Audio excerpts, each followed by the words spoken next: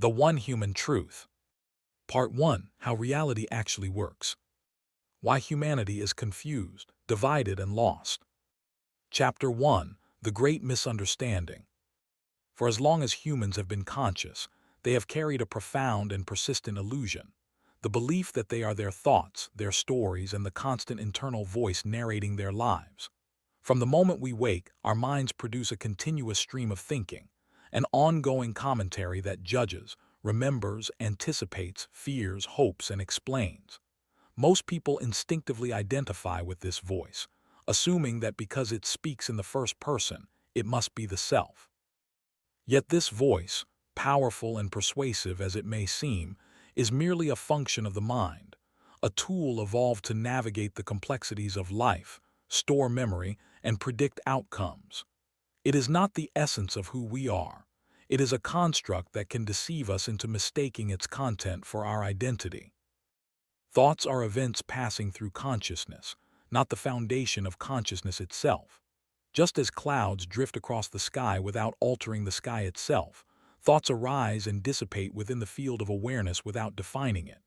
The real self is the observer, the silent awareness that notices the thoughts, the emotions, and the sensations, but remains untouched by them.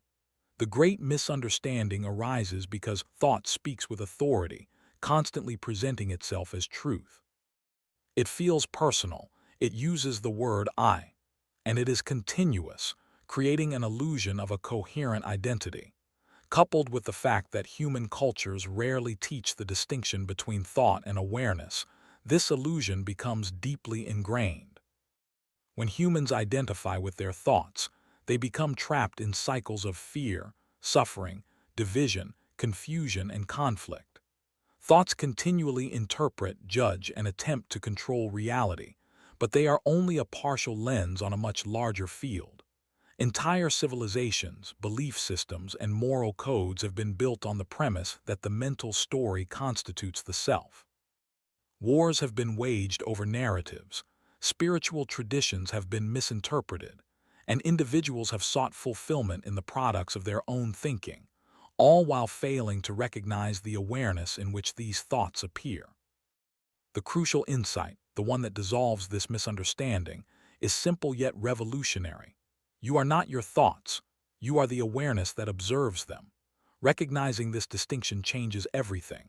Stories become tools rather than cages, emotions flow without defining you, and identity expands from a narrow construct into spacious presence. When this truth is realized, the root of all suffering begins to fall away, and clarity emerges where confusion once dominated. Every misconception about life, the universe, morality, or the self stems from this single error, the confusion of consciousness with thought, being with narrative. Understanding and internalizing this is the first step toward liberation, the foundation upon which all further awakening is built. The illusion of separation as the root of all suffering. All suffering originates from a single, fundamental misunderstanding, the belief that we are separate from the rest of existence. From the moment we perceive ourselves as distinct individuals, a chain reaction begins. We see the world as me versus not me, and we interpret experience through the lens of this division. This perception gives rise to fear, competition, judgment, attachment, and desire. Every conflict, internal or external, traces its origin to this illusion. When we see others as separate, we fear losing what we think belongs to us. When we see nature as separate, we exploit it without understanding that we are acting against ourselves. When we see the past or the future as separate from the present, we suffer from regret, anxiety, and longing. The illusion of separation is reinforced constantly by thought. The mind creates a narrative identity that defines itself in contrast to everything else. I am different, I am limited, I am alone. Emotions intensify this sense of isolation.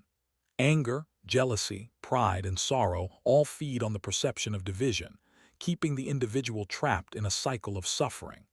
Human societies amplify this illusion through borders, ideologies, and hierarchies. Institutions, religions, and cultures all contribute by teaching that separation is real, and that survival, power, or salvation depends on maintaining and defending this separation. Yet the truth is far simpler and far more liberating. There is no real separation. Everything we experience, from the smallest thought to the vastest galaxy, arises within the same field of consciousness. The boundaries we perceive are useful for navigation, for organizing experience, but they are not real. They are conceptual constructs, temporary distinctions created by perception. Recognizing this allows a shift. Fear dissolves, compassion arises naturally, and suffering begins to lose its grip. Understanding the illusion of separation is not an intellectual exercise. It is a practical revelation that transforms the way one lives. When we truly perceive the oneness of existence, the walls between self and other, life and death, mind and universe collapse, revealing a reality where peace, clarity, and unity are the natural state. In essence, all conflict, pain, and struggle are symptoms of one error, mistaking the fragmented, story-bound self for the underlying, unified awareness. The liberation from suffering begins with the recognition that no true division exists, and that our thoughts, bodies, relationships, and experiences are all expressions of one living field of consciousness. Once this is understood, everything changes. Every choice, every interaction, every perception becomes aligned with the truth that we have never been separate, and that all suffering arises from forgetting this simple, undeniable reality. The consequences of confusing the interface, self, with awareness. When humans mistake the interface, the mind, the body, and the personal narrative for their true self, they set the stage for a lifetime of confusion, limitation, and suffering. The self is a temporary construct, a lens through which consciousness experiences reality. It is the combination of thought patterns, memories, sensations, and emotions that creates the sense of identity. While this interface is necessary for navigating the world, treating it as the ultimate reality produces profound consequences. People begin to define themselves by their stories, by what they own, by their roles, and by what others think of them, believing these superficial markers to be the measure of existence itself. The first consequence is fear. When the mind identifies as the self, it becomes obsessed with survival, status, and preservation. Every perceived threat, whether physical, social, or psychological, is magnified because the I believes it will cease to exist if danger strikes. Anxiety, worry, and hypervigilance dominate consciousness, creating a constant state of tension and unrest. The second consequence is suffering through attachment. By clinging to the temporary and the changing, relationships, objects, achievements, identities, humans set themselves up for inevitable disappointment and loss. Pain is not the result of experience itself, but of identification with a self that feels it must hold onto experiences to survive or feel worthy. Another significant consequence is division and conflict. The interface tends to see itself as separate from others, leading to competition, comparison, and judgment. Individuals project their fears and insecurities onto others, interpreting difference as threat. This misperception is the root of interpersonal conflicts, social strife, and even large-scale political and cultural warfare. The false sense of separation caused by identifying with the interface blinds humanity to the underlying unity of all experience. Confusing the interface with awareness also limits perception and insight. People mistake thoughts for reality, emotions for truth, and memories for identity. Decisions are filtered through conditioned patterns rather than clarity. Creativity, intuition, and genuine understanding are obscured by the constant chatter of a mind believing itself to be the entirety of being. People struggle to access the deeper layers of awareness because they have invested their attention and energy in defending, maintaining, and reacting as the temporary self. Ultimately, the greatest consequence of this confusion is the perpetuation of suffering and the delay of awakening. Humanity continues to chase happiness, security, and meaning in external forms, unaware that these are projections of a self that is not real. Only when the interface is recognized as a tool, useful, but not ultimate, can awareness shine through unobstructed. The mind becomes a servant rather than a master, and clarity, peace, and freedom naturally arise. In essence, the consequences of mistaking the self for awareness ripple through every aspect of life, psychologically, socially, and even cosmically. They form the root of fear, suffering, and misunderstanding. Recognizing the distinction is not abstract or theoretical. It is the practical doorway to liberation, the point at which humanity begins to see itself as it truly is, an aspect of the ever-present, undivided field of consciousness, experiencing itself through temporary forms without being defined by them. Chapter 2. How religions, philosophies, and sciences point at fragments of truth. Humanity has long sought to understand the nature of reality, and throughout history, religions, philosophies, and sciences have each approached the question from different angles. Each system contains insights that hint at the fundamental truths of existence, yet none captures it completely. Religions, for instance, provide moral guidance, ritual structures, and symbolic teachings that can lead individuals toward awareness of the self beyond the mind. They describe unity, love, compassion, and the interconnectedness of all beings, often using metaphors, myths, and stories. However, literal interpretations of these teachings frequently distort their intended message, and dogmas can create division instead of clarity.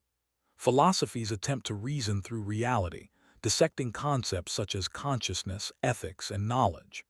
They provide frameworks for understanding cause and effect, perception, and the nature of thought.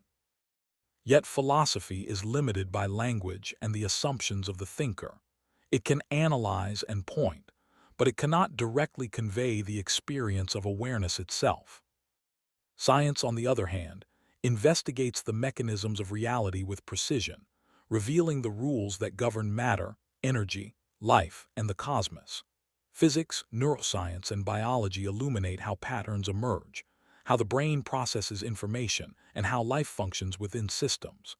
Even quantum mechanics hints at the primacy of observation, suggesting that consciousness is not merely a byproduct of matter, but intimately entwined with the formation of reality itself. Still, science often treats awareness as an emergent phenomenon, rather than recognizing it as the fundamental substrate in which all phenomena arise. In essence, all three disciplines, religion, philosophy, and science, point toward fragments of truth, each illuminating one aspect of a larger reality. Religions show the ethical and symbolic dimensions, philosophies reveal structural and conceptual patterns, and sciences expose empirical and mechanistic details. When treated in isolation, these perspectives can mislead. Taken together, they form complementary clues that guide a careful observer toward a deeper understanding of the underlying unity of existence. The key is not to cling to any single interpretation or system, but to recognize them as maps, not the territory, fragments pointing toward the one reality in which all distinctions, self and other, thought and observer, form and field, ultimately dissolve. Why no tradition has the whole picture. No religion, philosophy, or scientific framework has ever captured the full truth of existence, and there is a clear reason for this. Reality is vast, fluid, and fundamentally beyond any single perspective. Every tradition reflects the understanding of its culture, era, and the limitations of the human mind. Religions were often shaped to guide communities, preserve order, and transmit ethical and spiritual practices, not to convey the entirety of consciousness itself. Their teachings use metaphor, ritual, and story to communicate subtle truths, but these methods are inherently partial. When literalized, the very tools intended to illuminate can obscure the core message. Philosophical systems, similarly, are constrained by language, logic, and the subjective perspective of the thinker. Philosophers attempt to analyze and explain reality, yet conceptual frameworks can only point to patterns. They cannot reproduce the direct experience of awareness or unity. Science, for all its rigor and insight, measures the observable, quantifiable aspects of the universe, and therefore misses the fundamental substrate in which all phenomena arise, consciousness itself. The limitations of every tradition are compounded by human cognition. The mind tends to simplify, categorize, and fragment experience, producing concepts and symbols that are easier to communicate and understand, but that inherently distort the undivided nature of reality. Each system of thought reflects a particular slice of perception, emphasizing some aspects while ignoring others. Furthermore, traditions are often entangled with social, political, and cultural forces that shape their teachings, sometimes deliberately or inadvertently obscuring elements that might challenge existing power structures or communal norms. Even the most profound insights are filtered through the biases, language, and assumptions of the observers who preserve and transmit them. Consequently, no tradition holds the entirety of the truth. What they offer are fragments, guides, hints, or pointers, meant to lead those who are attentive toward direct perception of reality. The mistake arises when individuals cling to any one system as the complete answer. This attachment reinforces the illusion of separation, fragments understanding, and perpetuates confusion. The truth itself is not a collection of doctrines, formulas, or rituals. It is the unified field of awareness in which all distinctions arise. Traditions can illuminate the path, but they cannot replace direct recognition. Humanity's awakening requires seeing beyond the fragments, recognizing their value, but ultimately perceiving the whole without relying on any intermediary. How cultural lenses distort fundamental reality. Human perception of reality is never neutral. From birth, every individual is immersed in a cultural framework, a lens of language, traditions, beliefs, and shared values that shapes how they see the world and interpret experience.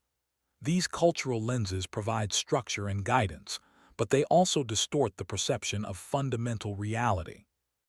They define what is normal, acceptable, valuable, and true, subtly conditioning the mind to filter out experiences that do not conform to the pre-existing worldview. In this way, reality is never encountered directly. It is always interpreted through layers of inherited assumptions, social norms, and conceptual frameworks. What one culture considers sacred, another may see as trivial or irrelevant. What one society labels as truth, another may dismiss as false. The distortion occurs because cultural lenses emphasize survival and cohesion over clarity of perception. Social norms, moral codes, and collective beliefs encourage conformity, reduce uncertainty, and preserve group identity, but they also limit the mind's capacity to observe existence without bias. They teach individuals to categorize, judge, and prioritize experiences in ways that reinforce collective narratives rather than reveal the underlying structure of reality. Even scientific paradigms are influenced by cultural assumptions. The questions asked, the methods applied, and the interpretations drawn are framed by the intellectual, historical, and social contexts in which the scientists operate. Cultural lenses also reinforce the illusion of separation. They create distinctions between us and them, right and wrong, and real and imagined, subtly shaping perception so that differences feel more substantial than they are. Individuals absorb these distinctions and internalize them as personal identity, deepening the confusion between the temporary self, the interface, and the awareness in which it arises. As a result, people not only misunderstand the nature of the world, but also their place within it. Despite these distortions, cultural frameworks are not inherently harmful. They are adaptive tools for navigating complex social environments. The key is to recognize their influence and not mistake them for reality itself. By examining the assumptions embedded in our language, traditions, and beliefs, we can begin to see through the lens, peeling away layers of interpretation to encounter the raw experience of consciousness. True understanding emerges not by rejecting culture entirely, but by using it as a reference point while maintaining awareness that all cultural filters are provisional, constructed, and ultimately secondary to the direct perception of the unified field of reality. Chapter 3: The Symptoms of Separation. Fear, conflict, and tribal identity are among the most visible consequences of humanity's fundamental misperception of reality. When the mind identifies with the temporary self and fails to recognize its unity with all existence, it automatically begins to protect, defend, and assert itself. Fear arises naturally as a response to perceived threats, threats to survival, status, reputation, or even the story one tells oneself about who one is. This fear is amplified because the mind interprets separation as real. Every danger is perceived as a risk to an isolated, fragile self. Anxiety, suspicion, and hypervigilance are direct byproducts of this misperception, creating a constant tension in human consciousness that affects thought, emotion, and behavior. Conflict is the social manifestation of this fear. Because individuals perceive themselves as separate and distinct from others, differences become points of opposition rather than diversity to be embraced.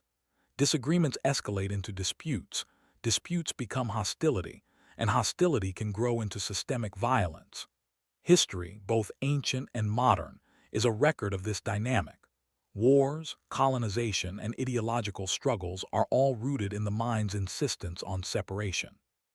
Even in everyday life, interpersonal conflicts, competitive work environments, and polarized communities are reflections of the same underlying misperception. Tribal identity further reinforces the illusion of separation. Humans naturally categorize themselves into groups, families, communities, nations, religions, or ideologies to create a sense of belonging and security. While this grouping can provide safety and structure, it also amplifies division by defining us versus them. The more strongly one identifies with a tribe, the more the mind perceives outsiders as different, dangerous, or inferior, and the more entrenched the barriers between individuals and communities become. Tribalism feeds fear, justifies conflict, and perpetuates cycles of misunderstanding and violence. The root of all three, fear, conflict, and tribal identity, is the same: the mistaken belief that the self is separate from everything else. When this error is corrected, fear begins to lose its grip, conflicts dissolve in the recognition of shared consciousness, and tribal boundaries shift from rigid walls to flexible, permeable understandings of identity. Awareness of unity does not eliminate individuality or diversity. Rather, it allows differences to be seen as variations within the same field, fostering cooperation, empathy, and compassion instead of division and aggression. In this way, the recognition of oneness becomes the antidote to the suffering produced by fear, conflict, and tribal identity. Mental health breakdowns. One of the most pervasive consequences of misidentifying the temporary self with consciousness is the prevalence of mental health breakdowns. When individuals become trapped in the illusion of separation and identify entirely with their thoughts, emotions, and narratives, the mind becomes a relentless feedback loop of stress, anxiety, and self-judgment.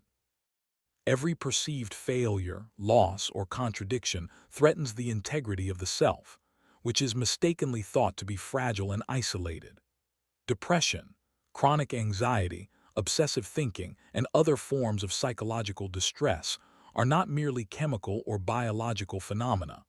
They are natural responses to a fundamental misunderstanding of reality. The mind struggles to reconcile the illusion of separateness with the persistent, undeniable flow of experience, and the result is mental turbulence that can escalate into breakdowns when left unrecognized.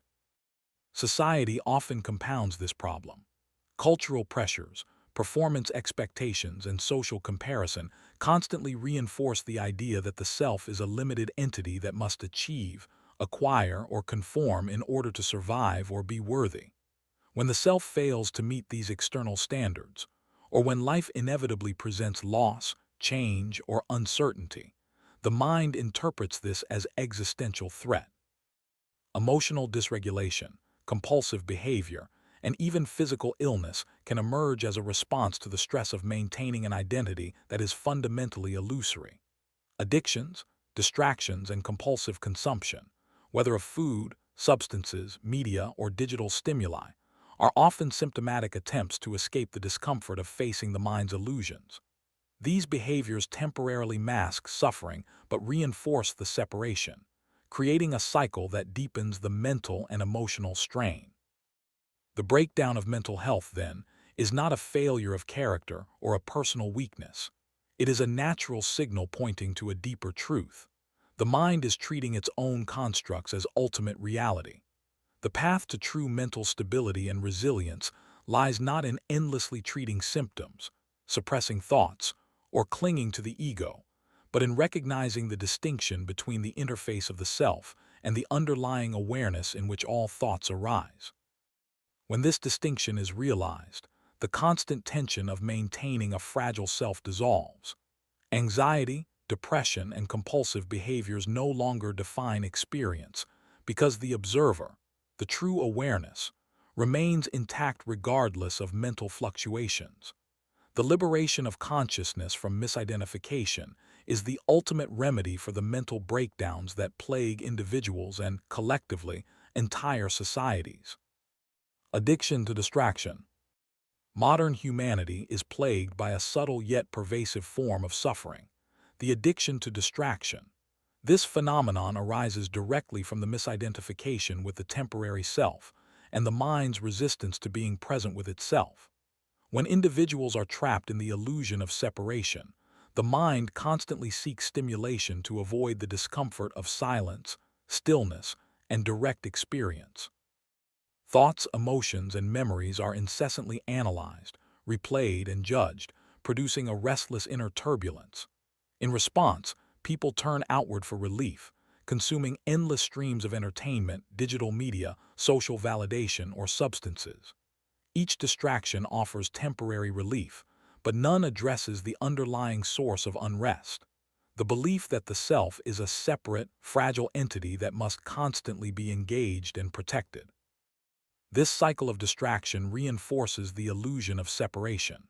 Every external focus, scrolling through social media, binge-watching content, compulsive shopping, or mindless conversation, pulls attention away from the awareness in which all experience arises. Individuals become habituated to avoidance, mistaking constant busyness for productivity or fulfillment, and mistaking stimulus for identity. Over time, this behavior creates a feedback loop. The mind demands more distraction, the temporary self feels more fragmented, and the capacity to recognize the unity of consciousness diminishes. Emotional numbness, diminished creativity, and chronic dissatisfaction are natural consequences of this state. Addiction to distraction is not simply a personal failing. It is a predictable response of consciousness misaligned with itself. It is a symptom of a deeper confusion between the interface, the mind and its stories, and the underlying awareness. Liberation from this pattern requires noticing the pull of distraction without judgment, gradually withdrawing attention from constant engagement with superficial stimuli, and cultivating the capacity to rest in the present moment. In doing so, the mind begins to recognize its own nature as a tool rather than a master, and awareness becomes the primary reference point for experience. As attention shifts from external distraction to internal clarity, creativity, peace, and genuine engagement with life naturally emerge, breaking the cycle of compulsive avoidance and revealing the unity that underlies all experience. The global crisis of meaning. Humanity today faces a crisis that transcends politics, economics, and technology, a crisis of meaning. Despite unprecedented advances in science, communication, and material comfort, countless individuals experience an existential emptiness, a persistent sense that life is hollow or lacks purpose. This crisis arises directly from the misidentification with the temporary self and the failure to recognize awareness as the fundamental reality. When the self is mistaken for thought, story, and identity, individuals naturally search for significance in external markers, wealth, status, achievements, relationships, or entertainment. While these pursuits may provide fleeting satisfaction, they cannot fulfill the deeper need for connection with the source of being itself. The global crisis of meaning is compounded by social, cultural, and technological pressures. Societies often measure worth by productivity, popularity, or conformity to collective norms, reinforcing the belief that the self is a separate entity that must perform, compete, and secure validation. Media and digital culture amplify distraction and comparison, creating constant noise that masks the quiet yet profound longing for true purpose. Education systems, political structures, and institutional frameworks frequently emphasize material outcomes and rote knowledge, while neglecting the cultivation of self-awareness and understanding of consciousness. As a result, individuals struggle to orient themselves within the larger tapestry of existence, feeling adrift in a world that presents information without grounding, experience without reflection, and connection without unity. This crisis is not merely personal, it is systemic and collective. Whole communities, nations, and generations suffer from confusion about why life exists and how they should live, often projecting their own lack of meaning outward as conflict, consumerism, or social unrest. Yet the solution is not to search harder for answers in external forms, beliefs, or authorities, but to recognize the true source of meaning, consciousness itself. Awareness, once directly perceived, reveals that life is not hollow but profoundly rich, and that purpose emerges naturally when one sees that all phenomena, thoughts, emotions, relationships, and experiences arise within and are sustained by the same unified field of being. The global crisis of meaning, therefore, is a symptom of a deeper misperception, and resolving it requires shifting attention from the fragmented self to the recognition of awareness as the foundation of existence. In that recognition, clarity, purpose, and profound fulfillment emerge not as goals to be achieved, but as natural consequences of seeing reality as it truly is. Why humans feel spiritually starved no matter how advanced society becomes. Even as society advances in technology, medicine, and material comfort, humans continue to feel spiritually starved, and the reason is simple. External progress cannot satisfy an internal need that arises from awareness itself. No amount of innovation, wealth, or social status can provide the sense of wholeness that comes from recognizing oneself as the observer of experience rather than the story-bound self. When individuals identify with thoughts, emotions, and social roles, they treat consciousness, the source of all experience, as invisible, inert, or irrelevant. They attempt to fill the inner emptiness with possessions, achievements, entertainment, or status symbols, but these are temporary, external, and fundamentally incapable of addressing the deeper hunger for meaning, connection, and presence. The feeling of spiritual starvation is compounded by societal structures that emphasize outward performance over inward understanding. Schools, workplaces, and social institutions prioritize efficiency, accumulation, and external recognition, rarely encouraging self-reflection, meditation, or awareness of consciousness as a living, dynamic reality. Digital culture further magnifies this void by providing constant distraction and superficial connection, offering engagement without presence, stimulation without depth. As a result, people remain disconnected from the source of life itself, mistaking the simulation of activity and accomplishment for genuine fulfillment. This starvation is not a flaw of the individual or of human society. It is the predictable consequence of mistaking the temporary, fragmented self for the totality of being. The mind seeks satisfaction in objects and experiences because it does not recognize itself as the awareness in which all phenomena arise. Until this distinction is understood, humanity will continue to experience the paradox of immense external progress alongside pervasive inner emptiness. Spiritual nourishment comes not from more technology, knowledge, or external achievement, but from turning attention inward, recognizing awareness as the foundation of reality, and resting in the experience of being itself. When this recognition occurs, the hunger for fulfillment disappears, not as an end to desire, but as a natural alignment with the flow of life, in which each thought, emotion, and experience is inherently meaningful because it is an expression of the unified consciousness that underlies all existence. Part II, the truth. The actual structure of existence, revealed clearly. Chapter 4, consciousness is the foundation of reality. What consciousness is and isn't. Consciousness is often misunderstood because it is both the most familiar and the most elusive aspect of human experience. It is not the stream of thoughts, emotions, or perceptions that constantly occupy the mind, nor is it the story, identity, or narrative we construct around ourselves. These are merely contents of consciousness, the transient phenomena that arise and pass within it. Consciousness itself is the awareness in which all experiences occur, the constant, unchanging backdrop against which life unfolds. It does not think, judge, or analyze. It simply observes. While the mind creates a sense of separation and distinction, consciousness remains unified, impartial, and boundless, witnessing all appearances without being altered by them. Consciousness is not confined to the body, the brain, or any particular moment in time.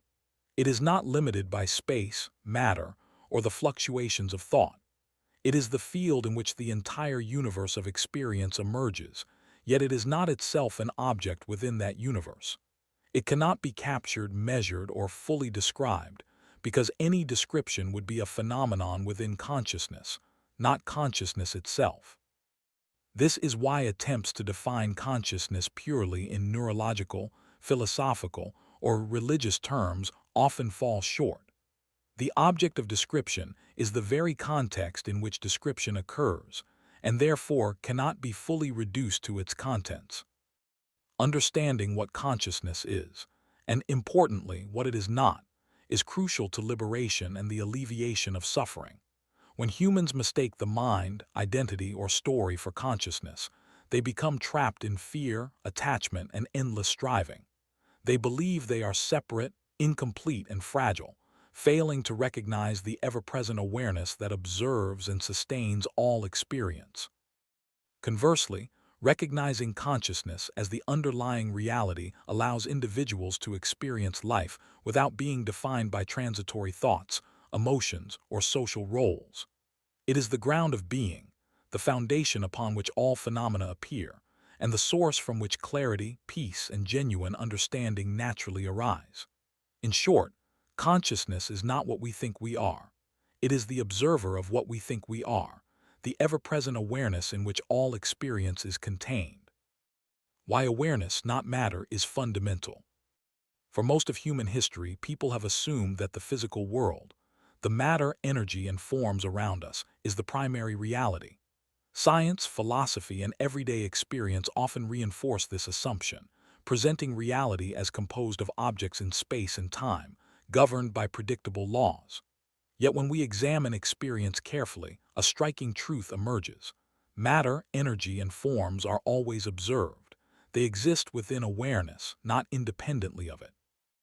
Awareness is the context in which all phenomena appear, the constant field in which light, sound, thought, and sensation arise. Without awareness, there is no perception, no measurement, and ultimately no reality as it can be experienced. Matter, then, is not fundamental. It is secondary, contingent upon consciousness to manifest and be recognized. This understanding radically shifts our perspective on existence. When awareness is recognized as primary, the universe is no longer a collection of isolated objects interacting mechanically. It becomes a dynamic, interconnected field in which consciousness and phenomena are inseparable. Every experience, every perception of space, time, energy, or form is contingent on the presence of awareness. Even scientific observation relies on consciousness. The act of measurement, the interpretation of data, and the recognition of patterns presuppose an observer. In this sense, awareness is the foundation upon which all laws, structures, and appearances rest, while matter is the expression that arises within it. Recognizing awareness as fundamental has profound implications for human life. It explains why the mind can transcend the limits of the body, why perception is subjective, and why inner transformation is possible even without changing external conditions. It also illuminates the source of suffering, when humans identify exclusively with matter, form, or social constructs. They mistake impermanent phenomena for ultimate reality, clinging to what is by nature transient. By shifting identification from matter to awareness, the unchanging, ever-present context of all experience, human beings can access clarity, peace, and freedom. Awareness is not merely another phenomenon. It is the ground in which all phenomena arise, the singular reality that underlies existence, unbounded by form, impervious to time, and unshaken by change. How the universe arises as an appearance within consciousness. Once we recognize awareness as fundamental, the nature of the universe becomes profoundly different from conventional assumptions. The universe is not a collection of independent, objective objects existing apart from an observer. Instead, all phenomena, stars, planets, galaxies, life, and even the mind itself, arise as appearances within consciousness. Awareness is the canvas on which the universe manifests, and every element of reality exists as a perception, a pattern, or a process within this ever-present field. Time, space, matter, and energy are not self-existing entities. They are the forms through which awareness experiences itself. In this sense, the universe is not something out there waiting to be discovered. It is a continuous, dynamic expression of consciousness itself. This perspective radically alters our understanding of causality and existence. Cause and effect, natural laws, and physical interactions are patterns observed within consciousness, not mechanisms independent of it. The mind, the body, and every event in the cosmos are components of a vast, interconnected field of awareness. From the largest galaxies to the subtlest thoughts, all phenomena arise, interact, and dissolve within this unified substrate, which itself remains unaffected. What we perceive as separation, the distinction between self and other, subject and object, is a functional illusion created by the mind for navigation and survival, not a reflection of ultimate reality. Understanding the universe as an appearance within consciousness also explains why personal and collective experience matters. Every observation, thought, and action participates in this field, influencing how phenomena manifest and are interpreted. The cosmos is not indifferent. It is inseparable from awareness, and human consciousness is an active participant in the ongoing emergence of reality. Recognizing this truth shifts existence from a passive encounter with an external world to an intimate, participatory engagement with the living universe. The realization that the universe is a manifestation of consciousness dissolves fear, isolation, and alienation, revealing a reality in which unity, intelligence, and presence are inherent, and every aspect of life is a reflection of the underlying, boundless awareness in which all appearances arise. Chapter 5. No separation exists in reality. The sense of an individual self, the I that experiences, acts, and endures, is perhaps the most persistent and convincing illusion humans encounter. From birth, each person develops a sense of separateness, a body, a name, a personal history, and a mental narrative that distinguishes me from you and here from there. This interface, the combination of mind, memory, and bodily experience, creates the impression of a bounded, independent self. Yet this self is not ultimate reality. It is a temporary, functional construct that arises within consciousness to navigate the world. It is a tool, not the truth. Mistaking the self for the entirety of being is the source of fear, attachment, pride, and suffering, because the self is finite, fragile, and impermanent. The illusion of the individual self is reinforced constantly by thought. The mind produces a continuous commentary that claims ownership of experiences. I feel, I want, I am. These claims give the impression of a coherent identity, but they are merely transient events occurring within awareness. Memories, emotions, and roles, all components of the self, arise and dissolve without altering the underlying field of consciousness. What people perceive as the self is simply a focal point of attention, a narrative construct that serves the practical purpose of decision-making, learning, and survival. Yet when the mind clings to this construct as real, it produces suffering. Loss feels catastrophic, criticism feels personal, and the impermanence of life becomes terrifying. Recognizing the self as an interface rather than ultimate reality dissolves the boundaries that create separation and fear. The I is no longer the master, but a tool through which awareness experiences the world. This insight does not negate individuality or diminish the richness of human experience. Rather, it allows the mind to function without creating unnecessary suffering. The freedom gained is profound. One can participate fully in life, relate to others with compassion, and engage in creation and discovery without being bound by the limitations of a constructed identity. The individual self is an appearance within consciousness, useful and meaningful, yet fundamentally unreal when mistaken for the totality of being. Liberation arises in the recognition that the observer, the awareness in which the self appears, is the true, unchanging reality that underlies every aspect of experience. Why the world is a single event seen from many angles. From the perspective of ultimate reality, the world is not a collection of separate, independent events, objects, or individuals. It is a single, unified occurrence experienced in countless ways. Consciousness is the constant field in which all phenomena arise, and everything that appears, planets, people, thoughts, emotions, and histories, is a facet of one continuous, interconnected process. The diversity of perspectives, experiences, and interpretations creates the illusion of multiplicity, but this multiplicity is akin to different angles from which a single, radiant jewel is viewed. Each viewpoint offers a distinct reflection, yet all are expressions of the same underlying reality. What appears as conflict, divergence, or difference is often a misperception born from focusing exclusively on one angle without seeing the whole. This understanding reframes the notion of individuality, society, and even history. Every action, thought, and perception participates in the ongoing unfolding of the singular event we call life. Wars, alliances, discoveries, and relationships are all variations of the same fundamental process, filtered through different consciousnesses. The apparent separateness between self and other, past and future, subject and object, is a functional tool for navigation rather than an ultimate truth. By perceiving the world as a single event seen from many angles, humans can cultivate empathy, patience, and understanding. Realizing that apparent differences do not indicate disconnection, but reflect multiple expressions of one reality. Recognizing this principle also dissolves much of human suffering.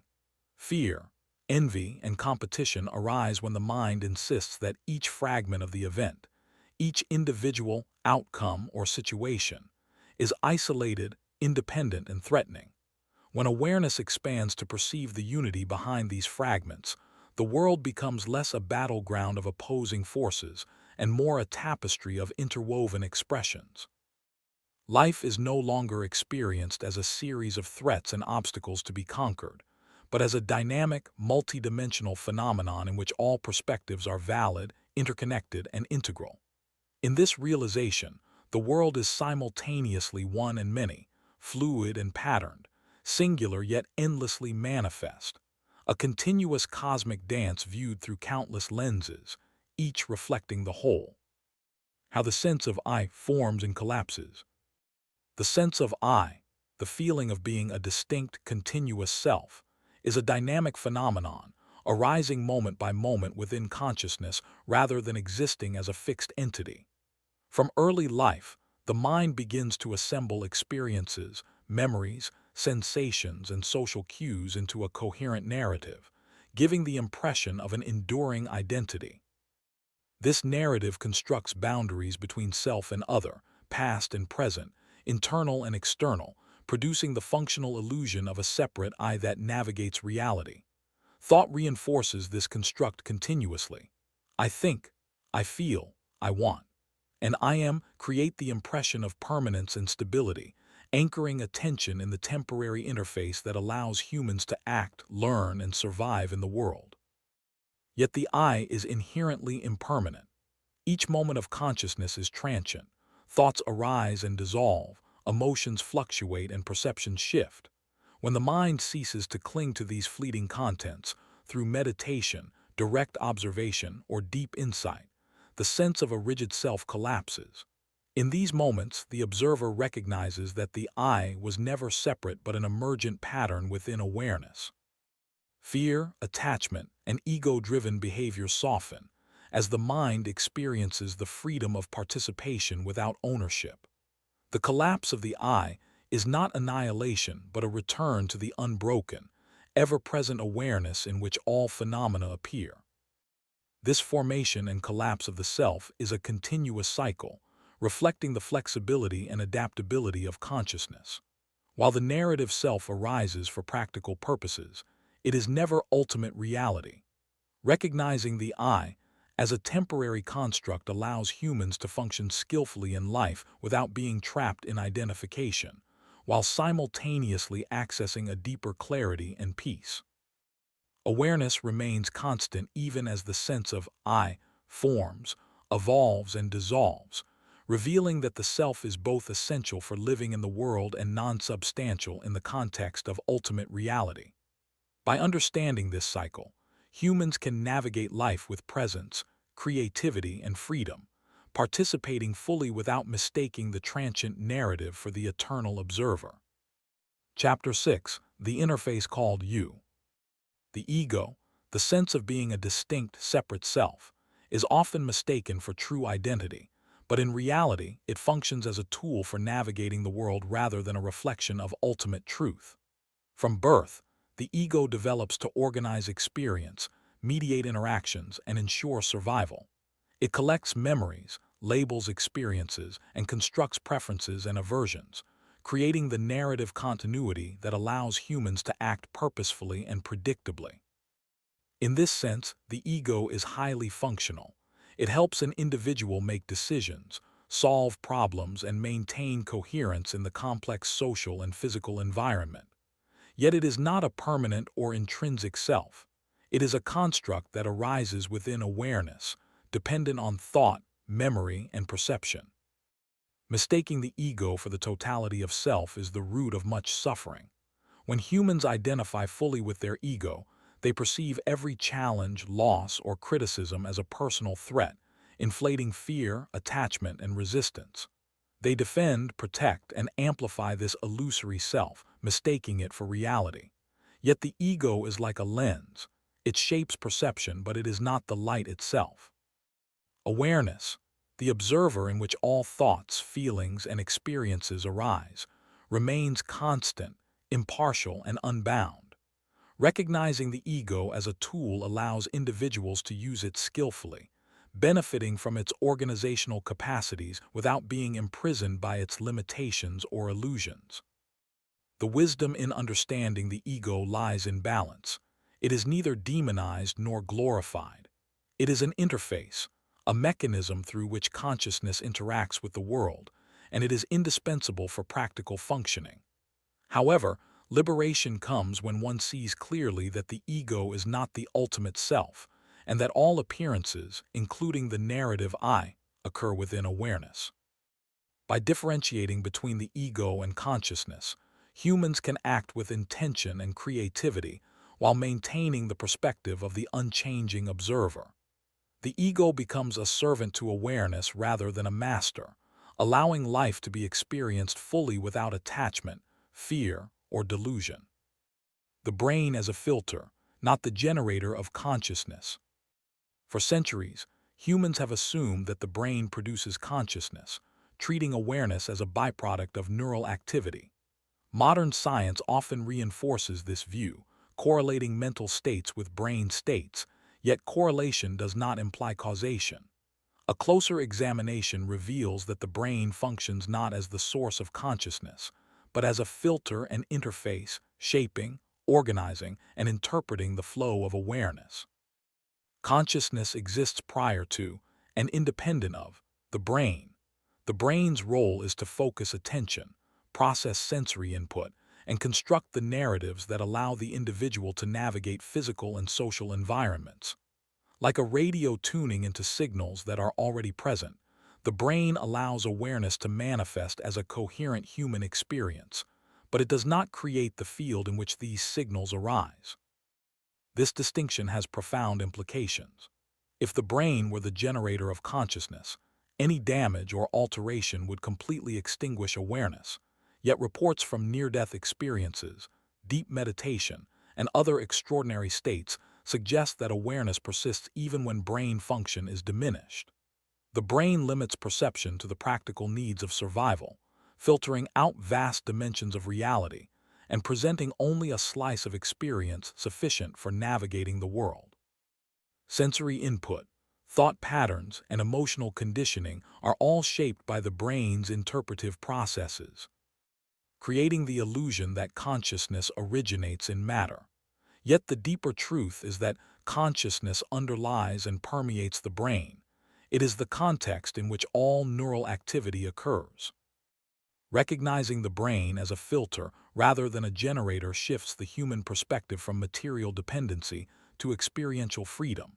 It explains why direct exploration of awareness, through meditation, mindfulness, or altered states, can reveal aspects of reality that transcend physical limitations. The brain is a remarkable instrument for organizing life, yet the source of perception, creativity, and self-recognition is always consciousness itself. By understanding this relationship, humans can use the brain skillfully as a tool while identifying with awareness rather than with its filtered representations, opening the door to clarity, insight, and liberation from the illusions created by the mind and its neural apparatus. Life as a simulation-like experience within the field of awareness. The idea that life may resemble a simulation is not a claim that we live inside a computer, but an analogy pointing toward a deeper truth.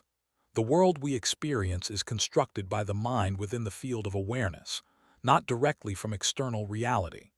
Every sight, sound, emotion, memory, and thought is an interpretation, an internal rendering of sensory data filtered through the brain's limitations and conditioned mental frameworks. In this sense, human experience functions much like a simulation. It is a generated interface, a model of the world designed not for accuracy but for survival. The colors you see, the solidity you feel, the flow of time, and even the sense of being a separate self are all appearances generated within awareness, like images on a screen. Reality as experienced is therefore a representation, not the raw essence from which it arises. Recognizing life as simulation-like does not diminish its value. Instead, it reveals its deeper nature. Just as characters in a virtual environment cannot perceive the underlying code, humans cannot directly perceive the fundamental reality beneath experience. We encounter only the brain's interpretation of the infinite field of awareness, shaped by evolution, culture, memory, and personal conditioning. What appears as physical and concrete is, at the experiential level, an organized pattern of sensations and interpretations arising within consciousness. This perspective also clarifies why people can experience radically different realities while sharing the same environment, because each simulation is filtered by its own beliefs, traumas, expectations, and learned frameworks. The mind is not perceiving the world as it is, but as it allows itself to see it. The profound implication is that awareness is the true ground of experience, while the world we navigate is a dynamic, interactive interface appearing within it. This does not negate the physical universe. Rather, it reveals that the universe is known only through its appearance in consciousness. The simulation-like nature of life gives humanity both responsibility and freedom. Responsibility, because each individual contributes to the collective, rendering through their thoughts, emotions, and actions. And freedom, because by altering perception, through insight, presence, or inner transformation, one can alter the very fabric of one's experienced world. In recognizing this, humans gain access to a deeper layer of reality, one in which consciousness is primary, and the perceived world is a malleable, meaningful, and intelligent expression within the infinite field of awareness. Chapter 7. Death Explained Simply. The question of what truly dies and what endures lies at the heart of understanding consciousness and existence. The body, thoughts, emotions, and the sense of personal identity, the temporary self, all arise within awareness and are subject to change, decay, and dissolution. These are impermanent phenomena. They appear, evolve, and eventually cease. From birth to death, the body undergoes transformation, memories fade, beliefs shift, and the narrative self fluctuates in response to circumstance. In this sense, these aspects of experience die in the conventional sense. They are contingent, bound to time, and dependent on specific conditions. Mistaking these transient phenomena for ultimate reality is the root of much fear, suffering, and attachment. What does not die is awareness itself, the constant, unchanging field in which all phenomena arise. Awareness is not produced by the brain or conditioned by the body. It exists prior to and independent of all forms. Thoughts, sensations, and experiences may come and go, but the witnessing presence, the conscious observer, remains uninterrupted, unaltered, and eternal. Even when the narrative self dissolves or the body perishes, awareness persists, witnessing the unfolding of phenomena without resistance or limitation. This enduring aspect of existence is not tied to identity, form, or content. It is the substratum of reality, the unchanging space in which life is displayed. Recognizing the distinction between what dies and what doesn't transforms how life is approached. Attachment to impermanent aspects becomes less urgent, fear of loss diminishes, and the sense of self expands from a fragile narrative to the vast, unbroken awareness that underlies every experience. Death, then, is revealed as the natural transformation of transient forms within consciousness, not the annihilation of the observer. By understanding that awareness does not die, humans gain clarity, courage, and freedom, seeing the temporary and the eternal as complementary facets of a single reality, rather than mistaking the ephemeral for the ultimate. Why awareness cannot cease. Awareness, by its very nature, cannot cease, because it is the fundamental context in which all experience arises. Everything that appears, thoughts, sensations, emotions, and the physical universe itself, depends upon awareness for its manifestation. To imagine the cessation of awareness is to imagine the absence of all phenomena, including the act of imagining itself. Awareness is not produced, sustained, or conditioned by anything external. It is the eternal, unbounded field in which all forms, identities, and experiences emerge. Unlike bodies, thoughts, or beliefs, which are contingent and impermanent, awareness exists prior to birth, beyond time and space, and persists independently of all transient forms. It is the substratum of reality, uncreated and indestructible, which makes its cessation logically impossible. This truth also clarifies the nature of continuity and existence. While individual forms, personalities, and experiences arise and dissolve, the witnessing presence remains constant and unshaken. Even when the narrative self collapses, the body perishes, or the mind falls silent, awareness continues uninterrupted. It is self-evident. Every observation, every thought of I exist or I am aware occurs within awareness, and this presence is inseparable from itself. There is no mechanism, condition, or external force that could annihilate it, for awareness is not contingent. It is the infinite backdrop that allows contingency to appear. Recognizing that awareness cannot cease transforms the human perspective on life, death, and suffering. Fear of annihilation loses its grip, attachment to impermanent forms softens, and a deeper peace emerges from the understanding that the essence of being is eternal. This awareness is not separate from experience. It is the ever-present reality in which all phenomena unfold. By grounding oneself in this recognition, one transcends the illusion of fragility and impermanence, realizing that while appearances come and go, the observer, the conscious field itself, remains forever, unchanging and complete. Awareness of awareness. Awareness of awareness is the moment consciousness turns inward and recognizes itself, not as a thought, not as a sensation, and not as a personal identity, but as the very field in which all experience arises.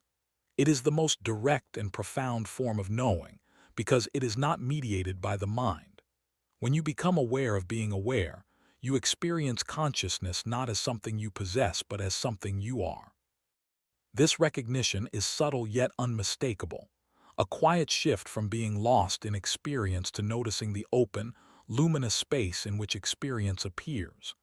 It is like suddenly realizing that you are the sky rather than the weather, the canvas rather than the painting, the ocean rather than the waves. This state is not achieved through effort but through noticing what has always been present. If you pause right now and turn attention back toward the one who is reading these words, you will find no solid self, only an open, clear presence that is aware. This awareness has no shape, no boundary, no age, and no personal history. It is not improved by success nor diminished by failure. It is the same awareness that has witnessed every moment of your life, unchanged by the content it perceives. In recognizing awareness itself, the illusion of being a separate experiencer begins to dissolve, revealing that experience and experiencer arise in the same indivisible field. Awareness of awareness is the doorway to liberation because it exposes the entire mechanism of misidentification.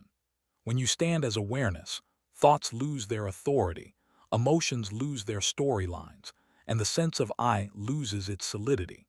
Instead of feeling trapped inside a personal narrative, you experience yourself as the vast, open presence in which life unfolds effortlessly. This recognition does not remove challenges from life, but it transforms the way they are met. Problems no longer hit a small, fragile me. They pass through the spacious clarity of awareness itself. And in that clarity, solutions arise with ease. Awareness of awareness is not an escape from life. It is the recognition of the deeper dimension in which life is always held. De-identification from thoughts. De-identification from thoughts is the process of disentangling your sense of identity from the constant stream of mental activity that passes through awareness. Most people live as if every thought that arises is true, important, or somehow a reflection of who they are. But thoughts are not personal. They are conditioned echoes of memory, habit, biology, and culture. They arise spontaneously, without your permission, often contradicting each other within moments. Yet the mind claims ownership. I thought this. This is me. De-identification begins when you recognize that thoughts simply appear, like clouds drifting across the sky, while you, the awareness that witnesses them, remain unchanged. When you see thoughts as events happening in you rather than as expressions of you, their power to define, limit, or torment dissolves. The key is not to stop thoughts but to stop believing they are you. When a thought arises, notice its texture, tone, and momentum.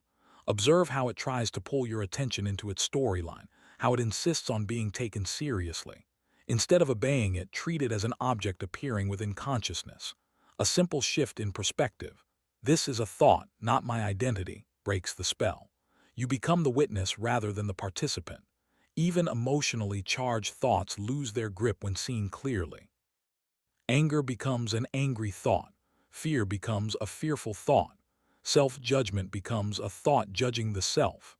In this clarity, the narrative collapses because a thought cannot survive without identification.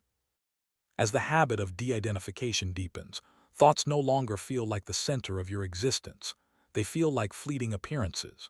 You stop wrestling with them because there is no longer a you inside them to defend or justify.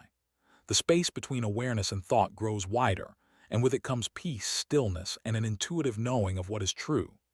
The mind continues to function, planning, analyzing, remembering, but its activity becomes clean, efficient, and unburdened by emotional distortion. You begin to experience life from the perspective of open awareness rather than from the cramped confines of the thinking self. In this freedom, clarity emerges naturally, and the deepest truths become self-evident. You are not the voice in your head. You are the vast presence in which that voice speaks and falls silent. Experiencing reality without filters. Experiencing reality without filters means encountering life directly, without the distortions of memory, expectation, fear, belief, or identity. It is the rare moment when perception is not shaped by what you think the world should be, but by what it actually is. Humans ordinarily experience life through layers of interpretation, cultural conditioning, personal history, emotional bias, and unconscious assumptions. These filters operate so automatically that most people never realize they are looking through them. Instead of seeing the world, they see their thoughts about the world. Instead of hearing someone speak, they hear their past interactions projected onto the present. Instead of feeling a moment, they compare it to another moment, deciding whether it is better, worse, safer, or more threatening. The mind rarely lets reality speak for itself. But when the filters drop, even briefly, the world appears fresh, vivid, and indescribably alive. This unfiltered perception is not achieved by forcing the mind to stop filtering, but by recognizing the filters as they arise. When you catch a judgment forming, this is good, this is bad, this is about me, you become aware of the lens rather than looking through it. When a memory tries to reinterpret the present moment, you notice the mental overlay rather than becoming trapped inside it. In that noticing, the filter dissolves. What emerges is pure perception, colors without names, sensations without commentary, sounds without narrative. You begin to experience life directly, without the mind stepping in to interpret or control it. This is not a mystical state but a natural one, what life feels like before the mind overlays meaning. Without filters, the world becomes astonishingly intimate. There is no barrier between you and experience, because the idea of you is one of the filters that has fallen away. The separation between observer and observed dissolves, revealing a seamless field of awareness in which everything arises. You taste food without comparing it to another meal. You hear a sound without deciding if you like it. You meet another person without projecting assumptions onto them. What remains is the raw, unmediated truth of existence, simple, immediate, and alive. This kind of perception does not remove practical thinking from life. It simply frees you from the distortions that turn experience into a commentary. When you perceive reality without filters, you discover that peace was not something to achieve but something always present, waiting beneath the veil of interpretation. Chapter 10: The End of Suffering. Suffering dissolves when identity shifts because suffering is not produced by experience itself. It is produced by the interpreting self that claims experience as personal. Pain is a sensation. Suffering is the story wrapped around the sensation. Fear is a feeling. Suffering is the belief that the feeling threatens me. Loss is a change. Suffering is the narrative that I should not have lost this.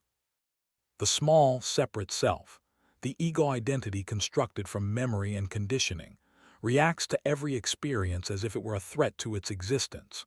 It clings, resists, protects, judges, and fights. All of these reactions are mechanisms built on the belief in a personal, vulnerable I. When that identity loosens, even slightly, the machinery of suffering loses its fuel. Experience still arises, but the narrative of "this is happening to me" dissolves, and with it, the emotional turbulence that once felt inevitable. When identity shifts from the contracted self to awareness itself, the relationship to experience changes entirely. Awareness cannot be harmed, diminished, or threatened. It is the open field in which all sensations, emotions, and thoughts arise and fade, untouched by their content. From this perspective, emotions still occur, but they are seen as movements within experience rather than as personal crises. Anger becomes a wave of energy, not a justification for conflict. Sadness becomes a sacred softening, not a story of loss. Fear becomes a bodily signal, not a verdict of doom. Because awareness does not cling to or resist anything, suffering, the friction created by resistance, cannot sustain itself. The moment you rest as awareness, experience flows freely without being captured by the mind's narratives, and the suffering evaporates like mist in sunlight. This is why profound peace can arise even in the midst of external challenges. When you no longer perceive yourself as the central character in a fragile story, you stop fighting reality. You stop arguing with what is. You stop imagining danger where there is only movement.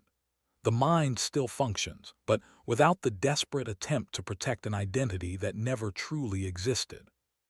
What remains is clarity, equanimity, and a natural compassion that arises from the recognition that all beings suffer only because they, too, are caught in mistaken identity. The disappearance of suffering is not the result of fixing life. It is the result of seeing through the illusion of the one who believed it needed fixing. How to live without resistance to experience. Living without resistance to experience does not mean becoming passive, indifferent, or emotionally numb. It means meeting each moment as it is, without layering it with fear, judgment, or the insistence that it should be different. Resistance is the mind's attempt to control reality by rejecting it, an instinct born from the belief that the separate self must protect itself at all costs. This resistance shows up as tension in the body, defensive thoughts, emotional reactivity, and the constant internal struggle against what is. When you stop resisting, you do not lose power, you regain it. Your energy is no longer locked in inner conflict. It becomes available for clarity, compassion, and effective action. Living without resistance begins with the recognition that experience itself is never the problem. It is the mind's story about the experience that creates suffering. The first step toward non-resistance is to allow sensations, emotions, and thoughts to appear without trying to modify them. Notice the tightness in your chest without interpreting it. Feel the irritation or sadness without constructing a narrative around it. Let the moment unfold without demanding that it be more comfortable, more convenient, or more favorable. This simple act of allowing dissolves the inner tension that normally fuels suffering. When you stop resisting a feeling, the feeling completes its natural cycle and passes on its own. When you stop resisting a circumstance, you gain the clarity needed to respond intelligently rather than react impulsively. Acceptance is not agreement, it is contact with reality. From that contact comes genuine power. The second step is recognizing that resistance always arises from the illusion of the personal self. It is the conditioned I that says, "This shouldn't be happening to me," or "I must avoid this at all costs." But when you rest as awareness rather than as the story of me, resistance has nothing to attach to. Experience simply appears and disappears in the open field of consciousness, without triggering defensiveness or fear. Challenges become manageable because they are not amplified by mental struggle. Even discomfort becomes less threatening because you are no longer interpreting it as an attack on your identity. When you live without resistance, life stops feeling like a battle and begins to feel like a flow, dynamic, unpredictable, and deeply intelligent. Living without resistance does not mean you stop acting. It means you stop acting from fear. You still set boundaries, pursue goals, and make changes where needed, but your actions arise from clarity rather than from panic or avoidance. You move with life instead of against it. You respond instead of react. You let each moment be what it is, knowing you are the awareness in which all moments occur. And in this effortless alignment with reality, you discover a truth long obscured by the noise of resistance. Peace is not something to be found. It is something revealed when you stop fighting the moment. Freedom through clarity, not belief. Freedom is not the reward for faith, discipline, or spiritual accomplishment. Freedom arrives the moment you stop trying to hold reality inside a belief and begin to see it exactly as it is. Belief is always a construction. It is a mental house built from memories, hopes, fears, cultural conditioning, and personal storytelling. Even the most comforting beliefs are still veils. They require reinforcement, repetition, and protection. A belief, no matter how positive or spiritual, is a lens that shapes perception, and in shaping it limits it. Clarity, however, is the absence of the lens. It is the direct recognition of what is here before the mind interprets, colors, or rearranges it. Clarity is nothing added, nothing filtered and nothing held. It is the quiet but undeniable realization that thoughts arise and pass on their own, feelings surge and diminish on their own, and the sense of me is not the observer but something observed. When clarity dawns, even for a small moment, it reveals a radical truth. The essence of your experience has always been awareness itself, open, unbroken, uncontained. From this recognition, several shifts naturally unfold. First, you see that beliefs are scaffolding for the identity the mind constructs. They are stories designed to maintain continuity, control, and predictability. But awareness does not require any story to be itself. It is already complete. Second, you notice that clarity requires no effort. Belief must be maintained, clarity simply is. Belief says, hold on to this truth. Clarity whispers, there is nothing to hold, there is only seeing. Third, the roots of suffering begin to loosen. Suffering is not caused by the raw experience of life, but by the interpretations layered over it. This should not be happening. This means something about me. I must protect this identity. When clarity is present, the interpretations fall away, and experience is allowed to be itself without resistance. This is why suffering dissolves when identity shifts. The one who suffers is the imagined self, not the awareness that witnesses everything. Clarity frees you not by changing your life, but by removing the distortion through which you view it. Experience becomes simple, not in the sense of easy or pleasant, but in the sense of unburdened. You no longer need to control every feeling or manage every thought. You simply notice them, the way you would notice wind stirring the grass, present, passing, impersonal. Clarity does not demand belief in your own nature. It reveals your nature directly.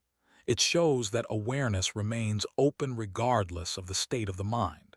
It shows that presence does not disappear even when attention becomes tangled in thought. It shows that nothing needs to be added to you to make you whole. Freedom, therefore, is not something you achieve or accumulate. It is something you recognize by removing what obscures it. Not belief. Clarity. Part IV, Living the Truth. How humanity changes when separation dissolves. Chapter 11, Compassion as a natural outcome. Kindness is not a moral obligation, a habit, or a strategy. It is the natural expression of clarity and truth. When the illusion of separation dissolves and the mind recognizes itself as awareness rather than as a separate, threatened self, the compulsion to defend, manipulate, or compete fades. The old reflexes of judgment, fear, and comparison no longer dominate behavior. What remains is a natural alignment with life as it is, and in that alignment, kindness arises spontaneously. It is effortless because it does not require calculation, justification, or performance. It is the unforced response of an unburdened awareness encountering another being. Just as sunlight falls evenly on all surfaces without preference, truth illuminates, and kindness flows without the interference of ego or self-interest. This phenomenon is rooted in understanding the interconnectedness of all things. When you recognize that the boundaries of the self are conceptual rather than absolute, the suffering, needs, and joys of others are no longer othered. Another's pain is perceived not as a separate misfortune, but as a vibration within the same field of awareness in which you exist. Helping, comforting, or supporting is not a moral duty imposed from outside, but a natural, instinctive response to what arises. Compassion, generosity, patience, and gentleness are therefore not taught. They are revealed as expressions of the fundamental truth that all life shares the same underlying field. Furthermore, kindness emerges effortlessly because truth eliminates the mental friction that typically obstructs it. The mind's habitual judgments, comparisons, and defensiveness are what make moral effort necessary. Once you rest in awareness and see the stories of separation as constructs, these obstacles dissolve. Actions that once required willpower now flow spontaneously, uncoerced, and with a clarity that cannot be confused with egoic pride. In this state, the heart and mind are aligned. Thoughts, intentions and actions move in harmony with reality, and the expression of kindness is automatic, because it is simply the reflection of the unbroken truth already present. Ultimately, kindness does not need a reason or a rule. It arises when the mind stops insisting on distinction, when the self no longer clings to ownership, and when the awareness that witnesses everything recognizes itself in all things. This is why, in the presence of truth, kindness is not taught, forced, or earned. It simply flows, effortless and complete, as the natural consequence of seeing clearly. Conflict as a misunderstanding. Conflict arises not from the reality of life itself, but from the mind's interpretation of separation. At its root, conflict is a misperception, the belief that one's self-interest, one's story, or one's identity is in opposition to another's. When the ego identifies with thoughts, desires, and attachments, it perceives differences as threats rather than variations within the same field of awareness. Two people may want different outcomes, hold different beliefs, or act in ways that seem incompatible, but the friction is not an inherent property of the world. It is a product of the mind insisting that the separate self must defend, attack, or assert itself to survive. This misunderstanding is magnified by layers of cultural conditioning, historical narratives, and personal memory. Humans inherit stories of scarcity, competition, and judgment, and these mental frameworks predispose them to see other beings as adversaries. Even subtle disagreements become amplified when the mind interprets them as challenges to identity. Fear, pride, and attachment transform ordinary differences into perceived battles. What begins as a simple variation in perspective quickly escalates into suffering, division, and the illusion of enmity. In truth, the other is not the enemy. Conflict only exists in the mind that refuses to see the underlying unity of life. When the sense of self shifts from the egoic, I, to the awareness in which all experience arises, the energy of conflict begins to dissolve. Differences are still present, but they are no longer experienced as threats. The mind can navigate situations without reactive aggression because it recognizes that no separate self is at risk. Communication, cooperation, and problem-solving become more fluid, and the necessity for struggle diminishes. Conflict is revealed as a misunderstanding of perception, a misalignment between the stories we tell ourselves and the reality of interconnected awareness. When awareness is present, hostility is replaced with curiosity, rigidity is replaced with adaptability, and the world itself appears not as a battlefield, but as a field of experience in which every movement is simply part of the whole. The collapse of us versus them. The perception of us versus them is one of the most persistent illusions created by the mind. It arises from the same mechanism that generates the ego, the identification with a personal or collective self, and the subsequent projection of boundaries onto others. When the mind labels groups, ideas, or individuals as separate from itself, it constructs a framework in which difference is synonymous with opposition. Us becomes the safe, familiar identity, and them becomes the threat, the unknown, or the enemy. This dichotomy fuels fear, competition, tribalism, and justification for exclusion, division, or conflict. Yet this division is entirely conceptual. It exists only in the stories the mind tells, not in the underlying reality of awareness in which all phenomena arise. The collapse of us versus them occurs naturally when awareness is recognized as the primary reality. In the spacious field of consciousness, the boundaries that once seemed absolute begin to blur. Differences are still perceived, but they are no longer interpreted as threats or competitions. The other is no longer an opponent but a reflection, a participant in the same unfolding moment of awareness. When the mind loosens its identification with a separate self, the need to defend, dominate, or distinguish diminishes. Cooperation, empathy, and spontaneous understanding replace fear and judgment because the foundation of separation, the I that must be protected, is no longer taken as ultimate reality. This shift does not require intellectual agreement or forced tolerance. It is experiential. The recognition that all life shares the same field of awareness renders the constructs of us and them irrelevant. Social, cultural, and ideological differences remain, but they are perceived as variations in expression rather than as inherent oppositions.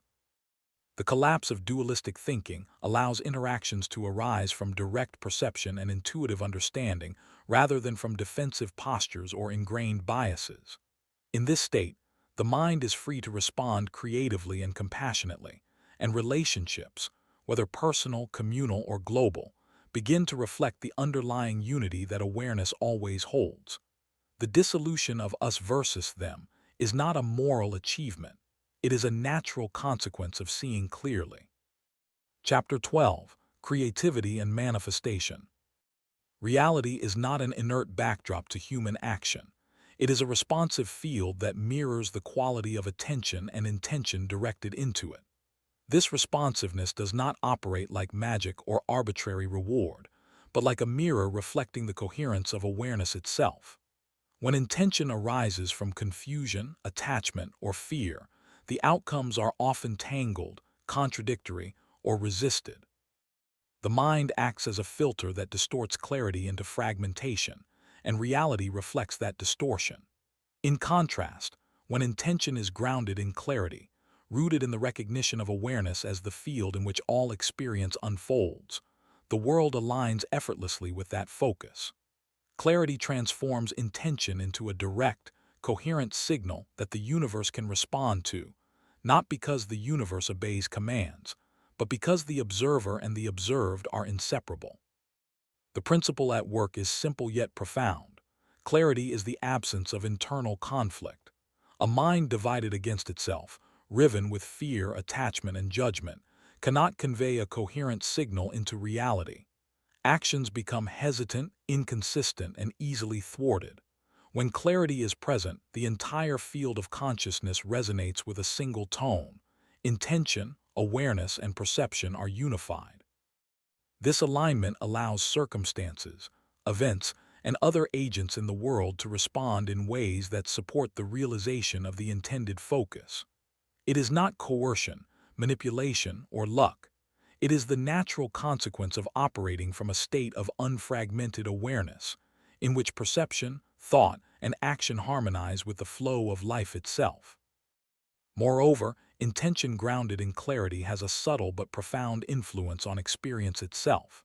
It shapes attention, allowing one to notice opportunities, patterns, and solutions that would otherwise be overlooked.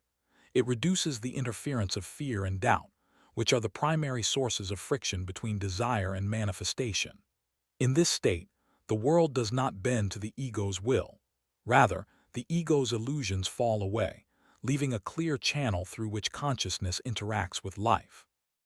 Reality, in turn, appears cooperative, synchronized, and responsive, not because it is compelled, but because clarity aligns the perceiver with the natural intelligence already present in all things.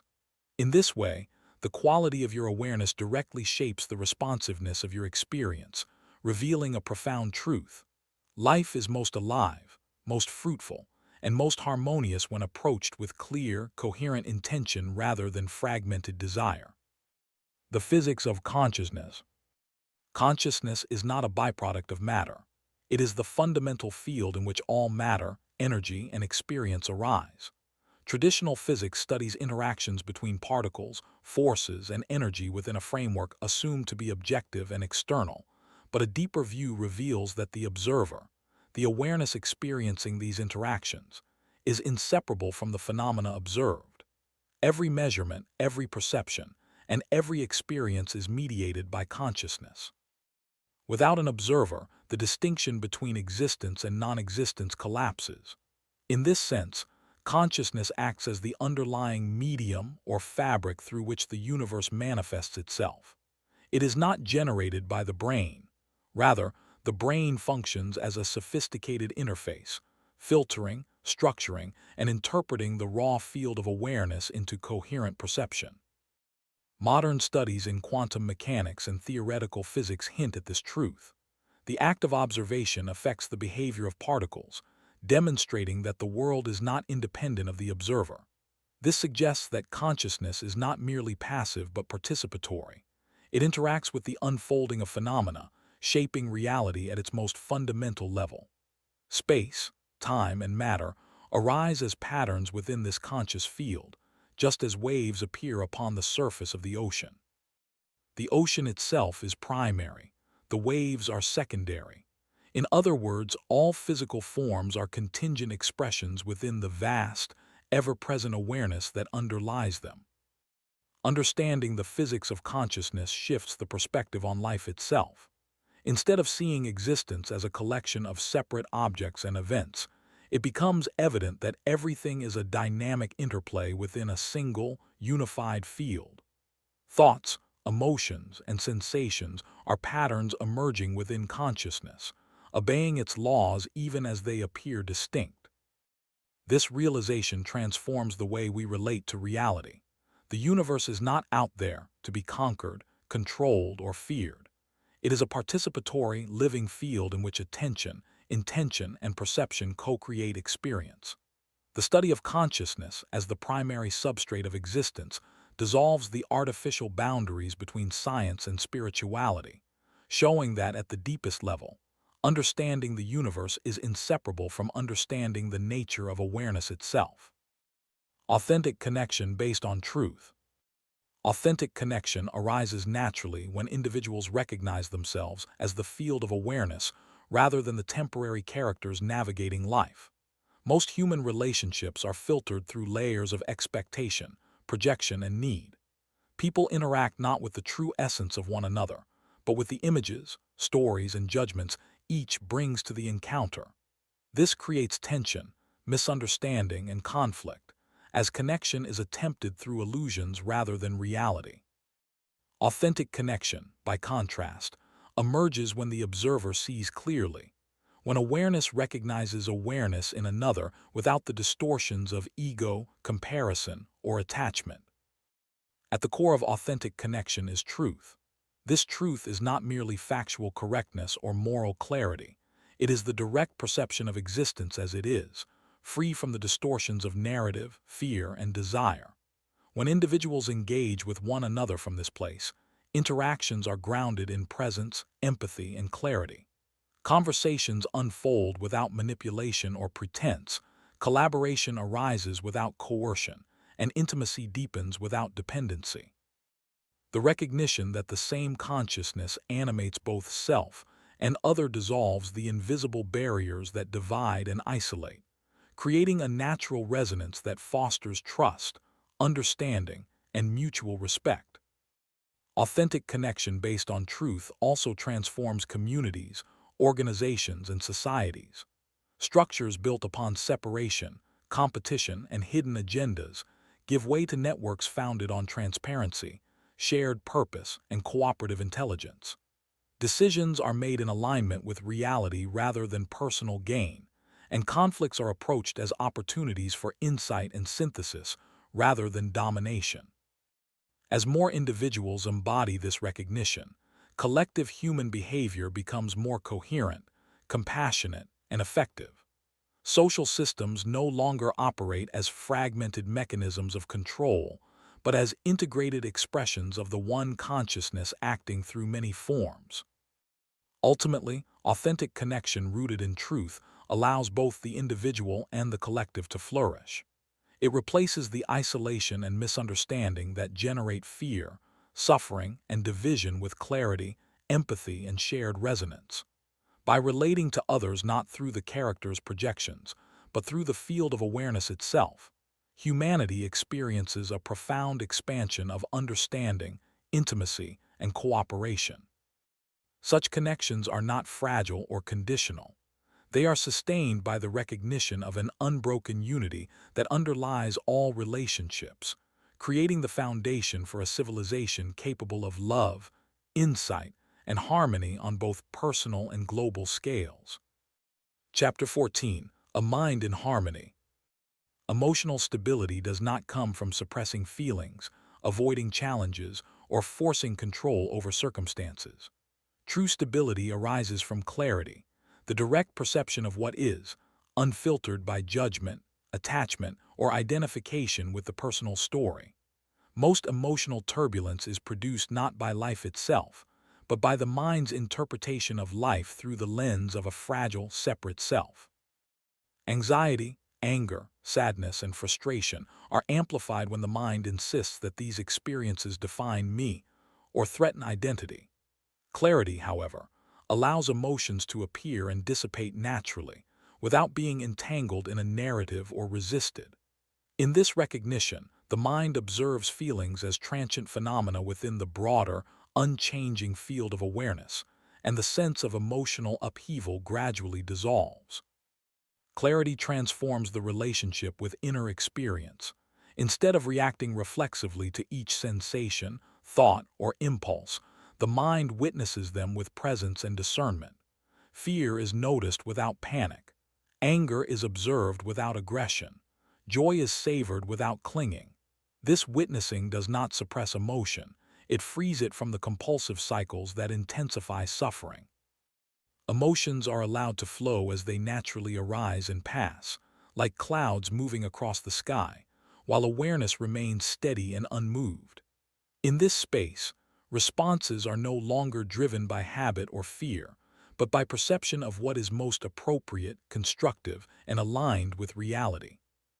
Emotional stability through clarity also fosters resilience. Life's challenges continue to arise, but they are met from a place of grounded awareness rather than reactive tension. Relationships, decisions, and creative work benefit because the mind is no longer hijacked by automatic judgments, anxieties, or cravings. The clarity of consciousness provides a stable reference point, revealing that inner equilibrium does not depend on external circumstances, but on the recognition of awareness as the unchanging context in which all experiences arise. In this way, clarity becomes the foundation of emotional freedom, allowing life to be lived with balance, responsiveness, and grace, even amidst the inevitable flux of experience. Ending internal war. Internal war is the state of being divided against oneself, caught between competing desires, conflicting beliefs, unprocessed emotions, and inherited stories that do not reflect one's true nature. Most people live in this inner battlefield without realizing it, mistaking the tension as simply how life is. The mind pulls in one direction while the heart pulls in another. Instinct clashes with conditioning. The past intrudes upon the present. Fear contradicts longing. This fragmentation generates chronic stress, anxiety, self-doubt, and exhaustion because the self is never allowed to rest in its natural coherence. Ending internal war begins not by trying to win one side of the conflict, but by recognizing that the entire conflict arises from mistaken identity, the belief in a separate, divided self struggling to resolve itself through force, control, or avoidance. When awareness turns inward with clarity, the mechanisms of internal conflict become visible. You begin to see that the voices within you, the critic, the doubter, the wounded child, the caretaker, the rebel, are not competing identities but conditioned patterns arising within the same field of consciousness. They were created to protect you at different points in life, but they do not define you. Recognizing this dissolves the need to fight them. Instead of choosing sides, suppressing impulses, or forcing harmony, awareness simply observes each pattern without judgment. In that observation, the patterns lose their authority. The fragmentation softens, and the mind's warring parts begin to integrate naturally, like waves returning to the ocean. The peace that emerges is not forced. It is the natural state revealed when mental noise is no longer mistaken for identity. Ending internal war also means releasing the belief that inner peace depends on perfect circumstances or the elimination of all discomfort. Peace arises when you recognize that awareness, the core of your being, is never in conflict. Thoughts may contradict each other, emotions may surge and recede, and situations may challenge your stability, but the awareness witnessing these movements remains unified, spacious, and undisturbed. The more deeply this is realized, the less the mind clings to its survival strategies and defensive narratives. Internal war collapses because its energy was always drawn from the illusion that the stories inside you were you. When that illusion dissolves, what remains is a profound inner coherence, a mind aligned with itself, a heart free to feel, and an identity grounded not in fragmentation but in the unbroken awareness that has been present all along. Living in alignment with the field of reality. Living in alignment with the field of reality means functioning in harmony with the fundamental structure of existence instead of resisting it. It is not a spiritual technique, nor a discipline of self-control, nor a mystical escape from the world. It is the natural state that emerges when the mind stops projecting, the emotions stop distorting, and the individual stops trying to force life to match their internal stories. Alignment is simply what remains when confusion falls away. It is the ease that arises when perception becomes accurate. To understand alignment, one must understand that reality has an inherent flow, an underlying coherence that is always present, whether or not one is consciously aware of it. This flow is not fate or destiny, it is the natural intelligence of existence. Every living system operates within it.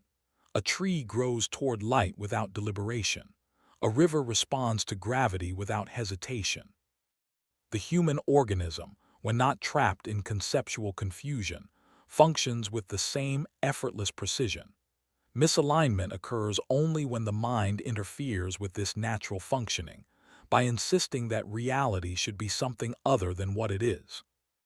Alignment begins with honesty. Most internal struggle comes from denying or resisting what is actually happening. People try to live according to their preferences, fears, or imagined identities rather than the truth of the moment. This creates friction, an internal push against the very structure of reality. When the individual drops the layers of interpretation and acknowledges things as they are, that friction dissolves. The body relaxes. The emotional system stabilizes. Clarity returns. Reality requires no manipulation, only recognition. Aligned living does not mean passivity. It means acting from clarity rather than reactivity. When perception is free of distortion, action becomes naturally intelligent. Decisions are not forced, they arise from understanding. Effort is not exhausting, it is precise. The future is not feared, it is navigated. The individual no longer oscillates between impulsive action and paralyzing hesitation, because both extremes belong to confusion. Alignment produces a steady, grounded responsiveness instead of chaotic reactions. Internally, alignment feels like coherence. The mind, emotions, and body stop contradicting each other. Thoughts match intentions. Intentions match actions. Actions match reality. This internal coherence creates external coherence. Events begin to unfold with less resistance. Timing becomes more natural, and the individual experiences a sense of moving with life rather than against it. The world does not suddenly become perfect, but the individual stops creating unnecessary turbulence.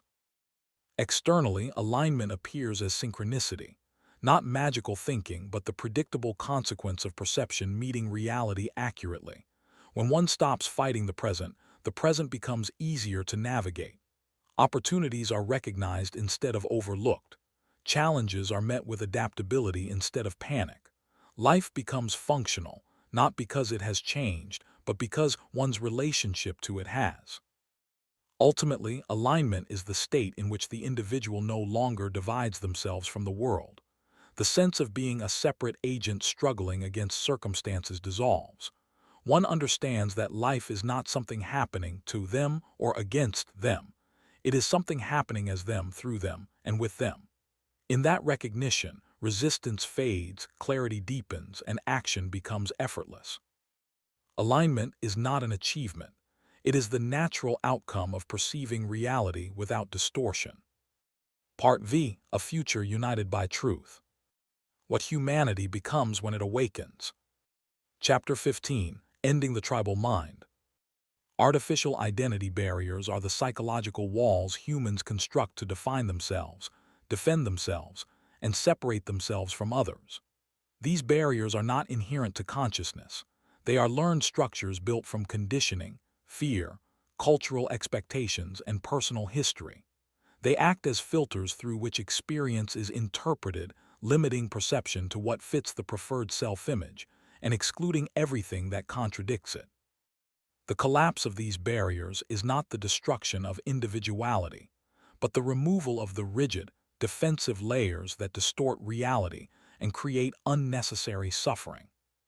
At their core, identity barriers are attempts to secure a stable sense of self in an unpredictable world. People cling to roles, labels, beliefs, and group affiliations because they appear to offer certainty. The mind imagines that if it can define what it is, artist, parent, skeptic, believer, outcast, achiever, it can then control how life unfolds. But identity built from concepts is inherently fragile. It requires constant reinforcement. It seeks validation. It fears contradiction. And because it is constructed from thought, it is disconnected from the living reality of who one actually is. The more tightly one holds an artificial identity, the more defensive and reactive one becomes. The collapse of these barriers begins with recognition. When an individual becomes aware that the identities they defend are constructed rather than intrinsic, the hold these identities have begins to loosen. One sees that each identity was shaped by circumstances, influences, and interpretations, not by the core of awareness itself. The self, that seemed so solid, reveals itself to be a fluid collection of habits, memories, emotions, and social roles. This recognition does not create confusion, it creates liberation. The individual is no longer confined to the narrow script they once believed was their entire existence.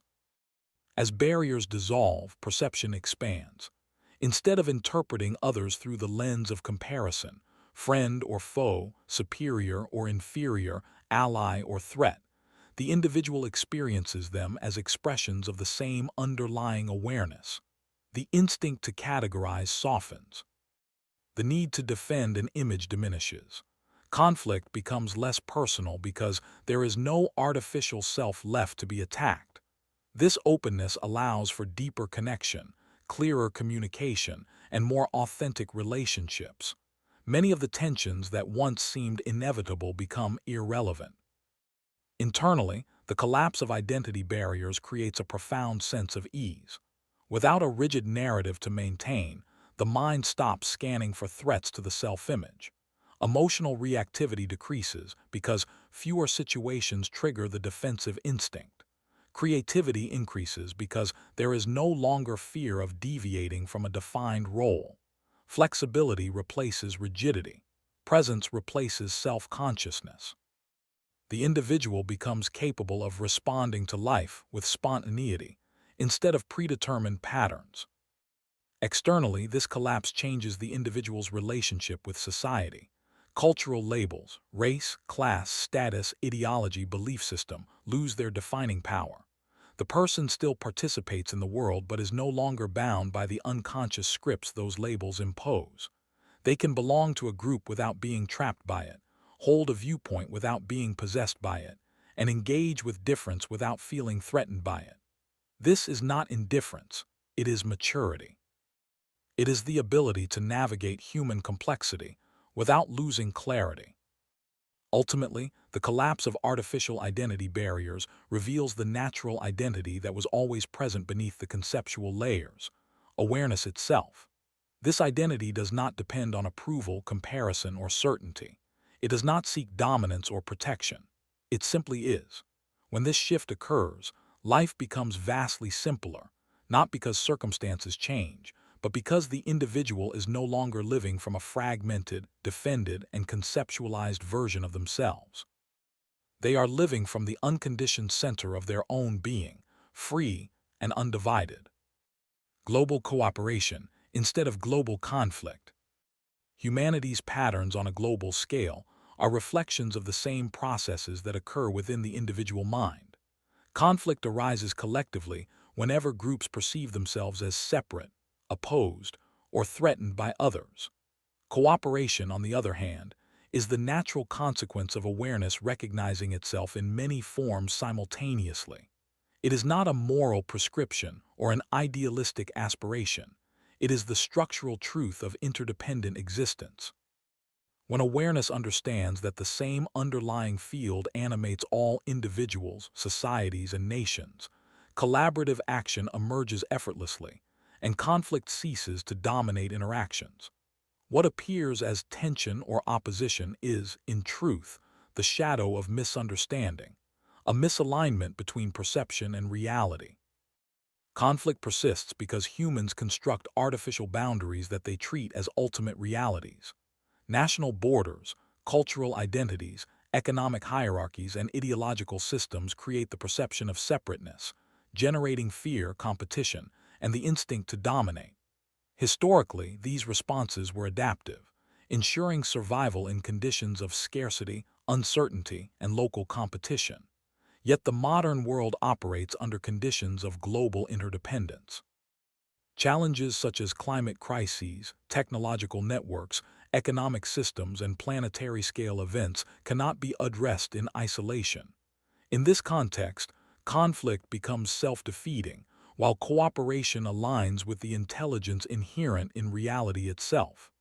Cooperation is not optional, it is necessary. True cooperation arises from clarity, not coercion.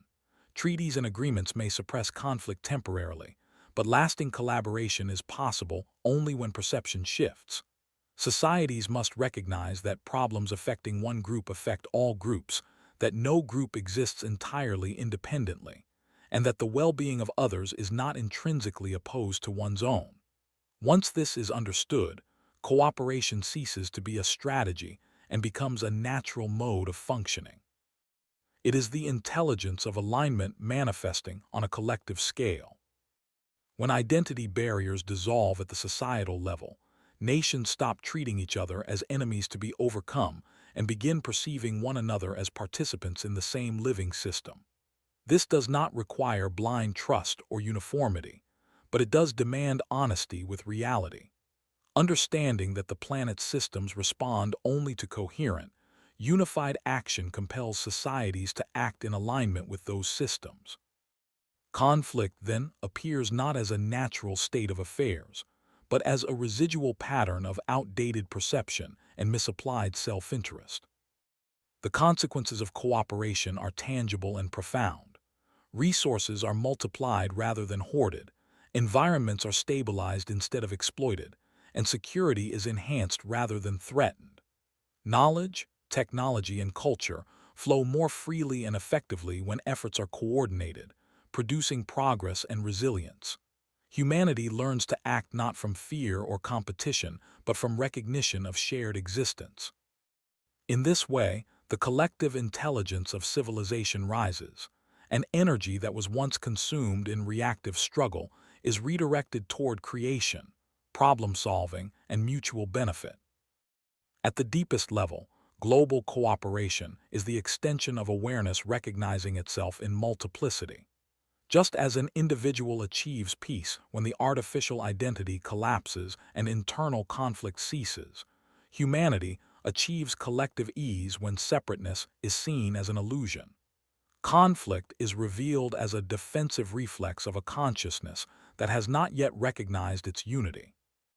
Cooperation, by contrast, is effortless, self-reinforcing, and in harmony with the underlying intelligence of existence.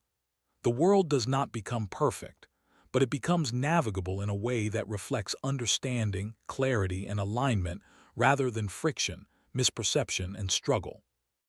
The emergence of global cooperation does not occur through enforcement, control, or manipulation. It arises from the internal clarity of individuals and societies perceiving the truth of interconnectedness. As more people recognize their shared foundation in the field of awareness, cooperation spreads naturally, reshaping human systems and interactions. Humanity shifts from a reactive, fear-driven stance to one of intelligent, responsive, and harmonious engagement. In this state, collaboration is no longer an ideal. It is the inevitable expression of consciousness functioning in alignment with itself. Peace, stability, and coordinated action become the default, and conflict is left as the remnant of outdated assumptions, a trace of resistance that gradually dissolves under the weight of clarity. Humanity as a single organism.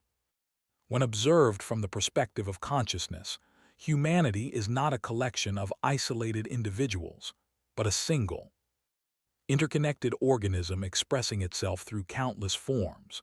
Every thought, action, and intention of a person reverberates through the system, affecting others in subtle and often unseen ways. This is not metaphor or idealism.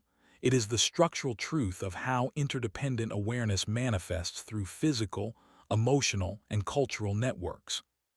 The illusion of separation, of me versus you, us versus them, creates the perception of fragmentation, but the reality beneath the perception is continuous and unified. Each individual can be understood as a cell, a neuron, or a functional unit of this larger organism. Just as the health of a single cell influences the health of the body, each person's state of awareness, clarity, and alignment affects the collective well-being. When an individual lives in confusion, fear, or resistance, they create stress, tension, and distortion that propagate outward, subtly reinforcing similar patterns in others. Conversely, when an individual aligns with truth, compassion, and awareness, they contribute to the stability, coherence, and resilience of the collective. Humanity behaves like a living network. Patterns of thought, belief, and action ripple across time and space, shaping the organism's trajectory. Understanding humanity as a single organism radically reframes how responsibility, ethics, and influence are perceived. Individual choices are never isolated. They are interactions with a system that responds to coherence and chaos alike. Environmental destruction, social injustice, and economic exploitation are not merely the actions of a few. They are feedback loops within the larger organism that reflect collective confusion and misalignment.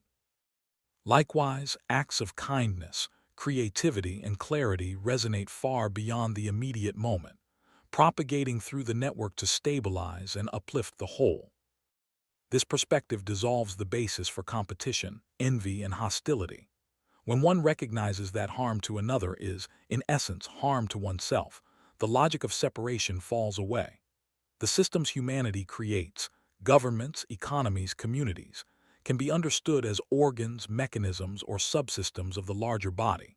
Their health depends not on domination or exploitation, but on cooperation, balance, and responsiveness to the organism's actual needs.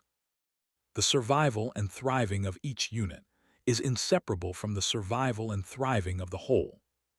At the psychological level, perceiving humanity as a single organism fosters empathy, patience, and responsibility.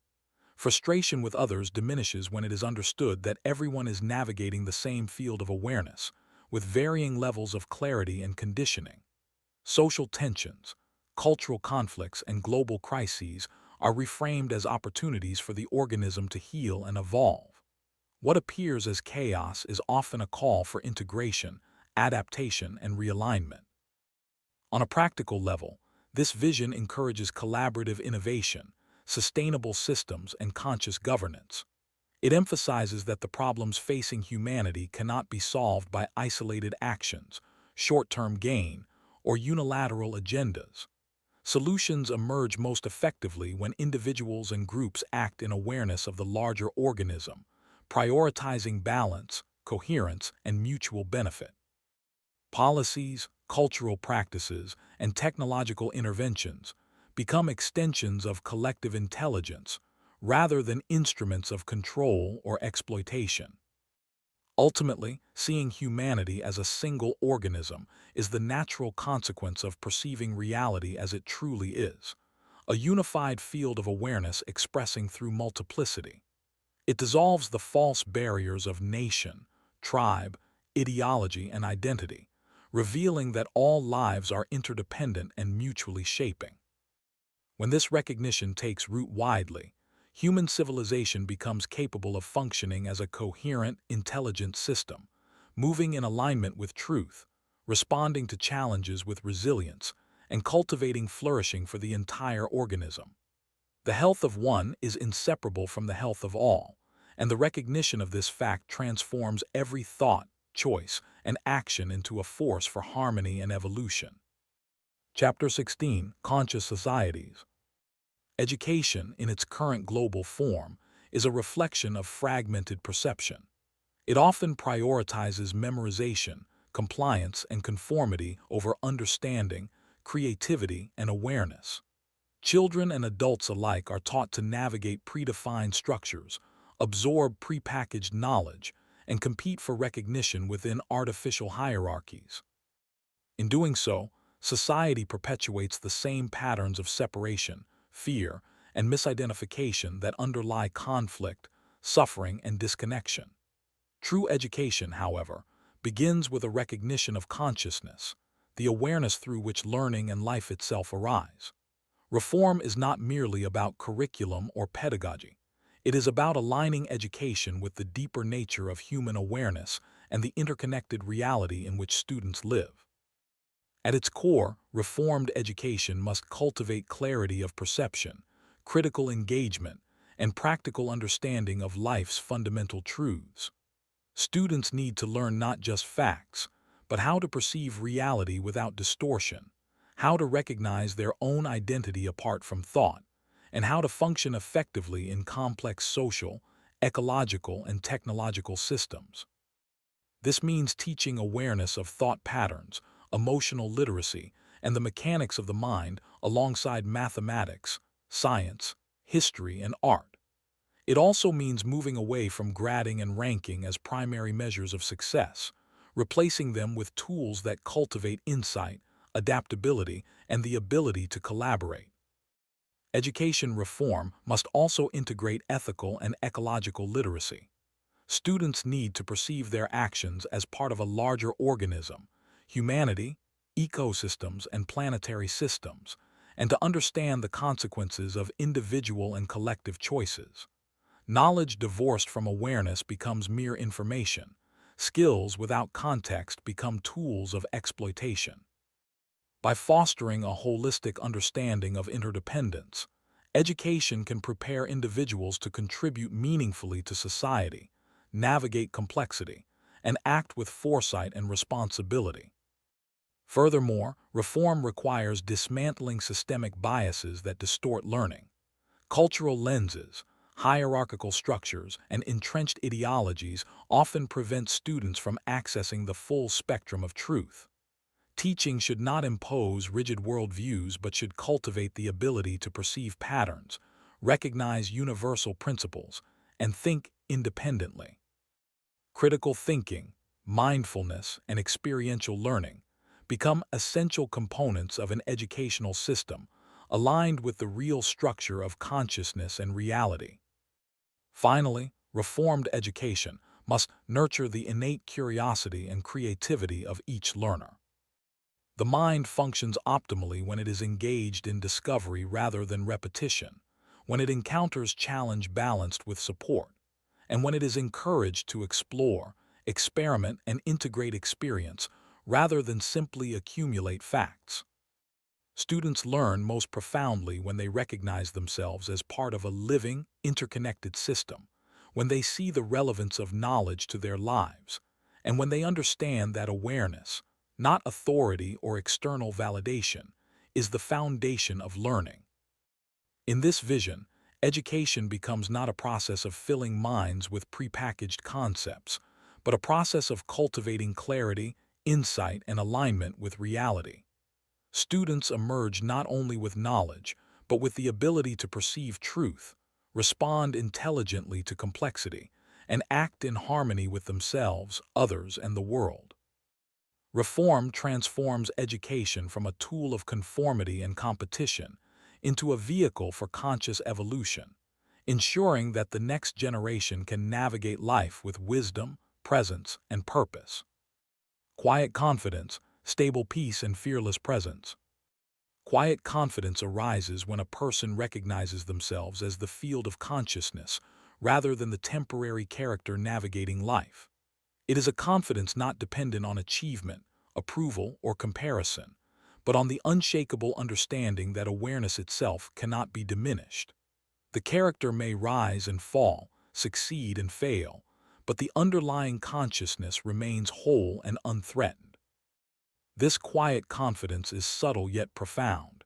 It does not announce itself, does not seek recognition, and yet it infuses every action with precision, clarity, and integrity. It is the confidence of someone who knows that life is unfolding within them, and that they are never separate from the source of all intelligence and power. Stable peace naturally flows from this confidence. Peace is no longer a temporary state contingent on favorable conditions. It is the baseline of awareness itself. When the mind stops identifying with fear, desire, judgment, or the endless comparisons of the story self, inner turbulence dissolves.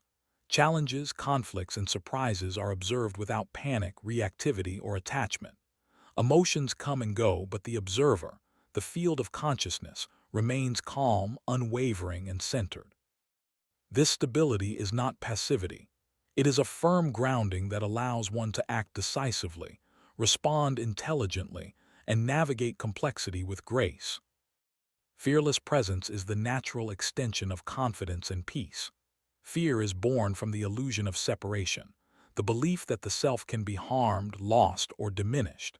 When that belief is seen as false, the foundation of fear collapses. The individual moves through life fully present, unshaken by uncertainty, and open to whatever arises.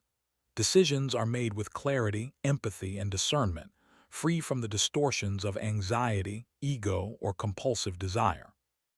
Presence becomes fearless not through recklessness or arrogance, but through deep recognition of the inviolable nature of awareness. It is the embodiment of alignment, the unbroken participation in life that emerges when the mind and the field operate as one. Together, quiet confidence, stable peace, and fearless presence form a triad of mastery that enables a person to live fully and effectively. They are not cultivated through willpower alone, but through consistent recognition of consciousness as primary and the character as a temporary interface. Life unfolds with ease, perception is unclouded by illusion, and action flows naturally from clarity. In this state, the individual becomes a living demonstration of alignment, capable of influencing the world not through force, but through coherence, intelligence, and the calm, unwavering power of pure awareness. When nothing is separate, everything is sacred. When the illusion of separation dissolves, a profound recognition arises. Everything is sacred. The boundaries that once divided self from other, human from nature, matter from mind, or life from life are seen as constructs of the interface rather than ultimate reality. In the field of awareness, all phenomena, stars, rivers, trees, animals, humans, ideas, and even the most fleeting sensations, are expressions of the same consciousness. Sacredness is not a label applied selectively. It is the natural quality of existence when perceived without distortion. Every moment, every object, every encounter becomes a revelation, not because of its inherent value in human terms, but because it arises within the unbroken, infinite awareness that you are. This understanding transforms perception and action. Ordinary activities, eating, walking, speaking, working, become acts of engagement with life itself. No gesture is insignificant because every interaction occurs within the sacred field of awareness. Respect, attention, and reverence naturally accompany engagement with the world, not as moral obligation, but as the natural response to recognizing the interconnectedness and divinity of all things. Life is no longer a series of tasks or challenges. It is an unfolding of consciousness expressing itself in infinite forms, each deserving recognition and care. Recognizing everything as sacred also dissolves judgment and hierarchy. The tendency to rank experiences, people, or objects according to utility, importance, or status is a product of the illusory self and its attachments. In the field, such distinctions vanish, leaving only the direct perception of life in its fullness. Compassion flows effortlessly because harm to one is seen as a ripple through the whole, and generosity arises naturally from understanding shared existence. Ethical action is no longer imposed by external rules or fear of consequence. It is spontaneous, arising from alignment with the sacredness of all that appears. Ultimately, when nothing is separate, everything is sacred. The very fabric of existence reveals itself as alive, vibrant, and inherently meaningful. Life is no longer fragmented into mundane or extraordinary events, trivialities or treasures. Each experience is a reflection of the one consciousness expressing itself in myriad ways. This recognition fosters peace, humility, joy, and a deep sense of belonging.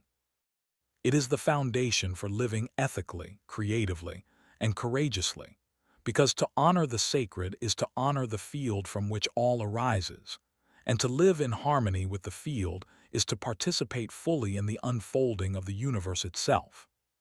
Chapter 20: Humanity's Return to Itself. At the deepest level, the journey of consciousness is a call to remember, an invitation to awaken from the trance of separation and reclaim the truth of what has always been. Remembering is not about acquiring new knowledge or learning something external. It is about peeling away the layers of conditioning, distraction, and misidentification to reveal the awareness that has never been lost. The mind, with its stories, judgments, and compulsions, may have obscured this truth, but the field of consciousness remains intact, silently present, and waiting for recognition. To remember is to turn the gaze inward, to recognize yourself not as the passing character, but as the unchanging observer of all phenomena. This remembrance shifts perception from reactive survival to conscious participation. Every thought, emotion, and action is seen in the context of the whole, no longer distorted by fear, desire, or egoic ambition. Life is understood not as a series of isolated events, but as a continuous expression of the field of awareness. Challenges are opportunities to practice clarity, presence, and compassion. Relationships become mirrors reflecting the unity of consciousness, rather than battlegrounds of projection and judgment. Memory itself is transformed from a collection of personal narratives into a tool for recognizing patterns and awakening to the underlying reality. Remembering also fosters responsibility and intentionality. When one knows that they are the awareness in which all experiences arise, choices are no longer trivial or inconsequential. Actions are guided by insight, alignment, and respect for the interconnectedness of all life. The pursuit of truth, the cultivation of presence, and the practice of love become natural expressions of remembering. Every act, from the smallest gesture to the largest endeavor, carries the resonance of awareness, contributing to coherence rather than chaos. Ultimately, a call to remember is a call to freedom. It is the recognition that the self is not limited to a story, a body, or a mind, but is the infinite field in which all phenomena appear. To answer this call is to awaken to life as it truly is, to participate consciously, and to embody the clarity, peace, and harmony that arise naturally when illusion falls away. Remembering is the bridge between the fragmented human experience and the unbroken awareness that has always been present. It is the doorway through which suffering dissolves, joy is revealed, and humanity moves toward alignment with the truth of existence itself. A blueprint for individual and collective awakening. Awakening is both a personal and a collective process, inseparable in practice though often pursued separately. Individually, it begins with recognition, the awareness that you are not the fleeting thoughts, emotions, or identities that pass through your mind, but the unchanging field in which all experience arises. This recognition forms the foundation for conscious living. From here, practices such as self-inquiry, meditation, mindful observation, and intentional action allow the interface of the character to become a transparent tool rather than a master. By disentangling from habitual identification, individuals cultivate clarity, presence, and alignment, enabling them to navigate life with intelligence, compassion, and effortless effectiveness. Collectively, awakening manifests as the coherence of a species that understands its interdependence and shared participation in the field of consciousness. Societies built on this principle prioritize systems and structures that honor awareness, interconnectedness, and sustainability. Education cultivates insight and perceptual clarity rather than rote memorization.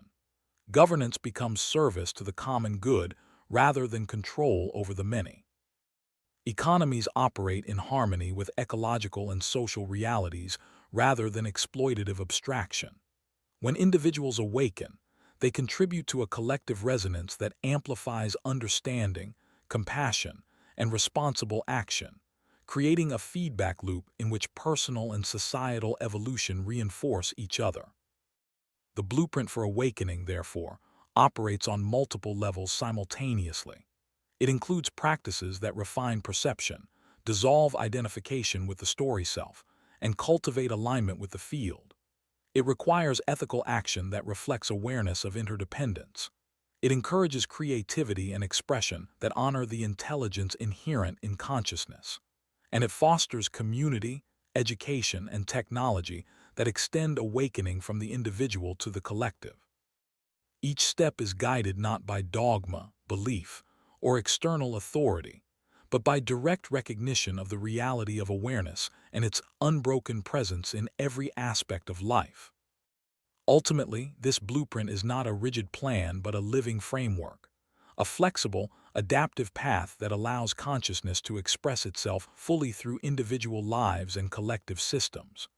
It is both map and compass, pointing toward clarity, presence, and coherence, while leaving room for the infinite creativity of life itself.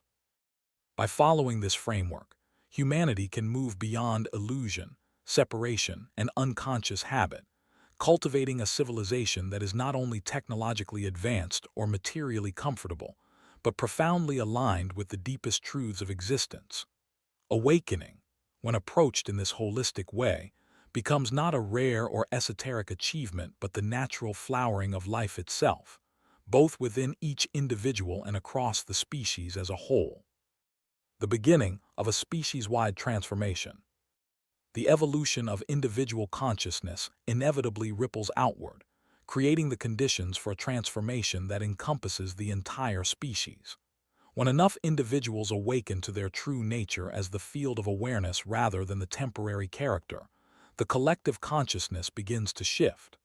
Patterns of fear, competition, and misperception that have dominated human history lose their automatic grip. Systems of governance, education, and economy, previously shaped by ego, scarcity, and separation, start to realign with principles of coherence, sustainability, and intelligence. The species-wide transformation is not imposed from the top down. It emerges naturally as the aggregate of countless individual awakenings interacting with one another and with the world. This transformation begins in small, often subtle ways. Individuals who embody clarity, presence, and integrity influence their immediate environments, families, communities, workplaces, and social networks. Actions rooted in awareness ripple outward, creating feedback loops that enhance cooperation, empathy, and creative problem-solving. As these patterns amplify, societies begin to value understanding over domination, collaboration over competition, and long-term coherence over short-term gain. Technology, culture, and policy evolve in ways that reflect collective awareness, supporting life rather than fragmenting it. Even small acts of conscious engagement, when multiplied across a population, accelerate the transformation in profound and often unpredictable ways. The species-wide awakening is guided by the same principles that govern individual evolution. Recognition of the field over the character, the dissolution of artificial separations, and the alignment of action with truth form the foundation. As more individuals embody these principles, the collective identity shifts from fragmented, ego-driven narratives to a coherent understanding of shared existence. Conflict diminishes not through suppression but through comprehension. Fear diminishes not through denial but through recognition of unity. And creativity, cooperation, and joy emerge as natural expressions of an awakened species. Humanity begins to operate less as isolated agents and more as a single organism, capable of acting with intelligence, foresight, and compassion on a planetary scale. Ultimately, the beginning of a species-wide transformation is both a profound opportunity and a practical necessity. It is the moment when humanity can consciously participate in its own evolution, guiding its collective destiny through awareness rather than compulsion. The transformation is not instantaneous, nor is it linear. It unfolds through feedback, adaptation, and the interplay of individual and collective awakening. Yet its trajectory is clear. As consciousness awakens within the human organism, the world itself is reshaped, creating conditions for a civilization that is not merely advanced in material terms, but profoundly aligned with the underlying intelligence and sacredness of existence. In this way, the species-wide transformation is the natural and inevitable flowering of life as it remembers who it truly is.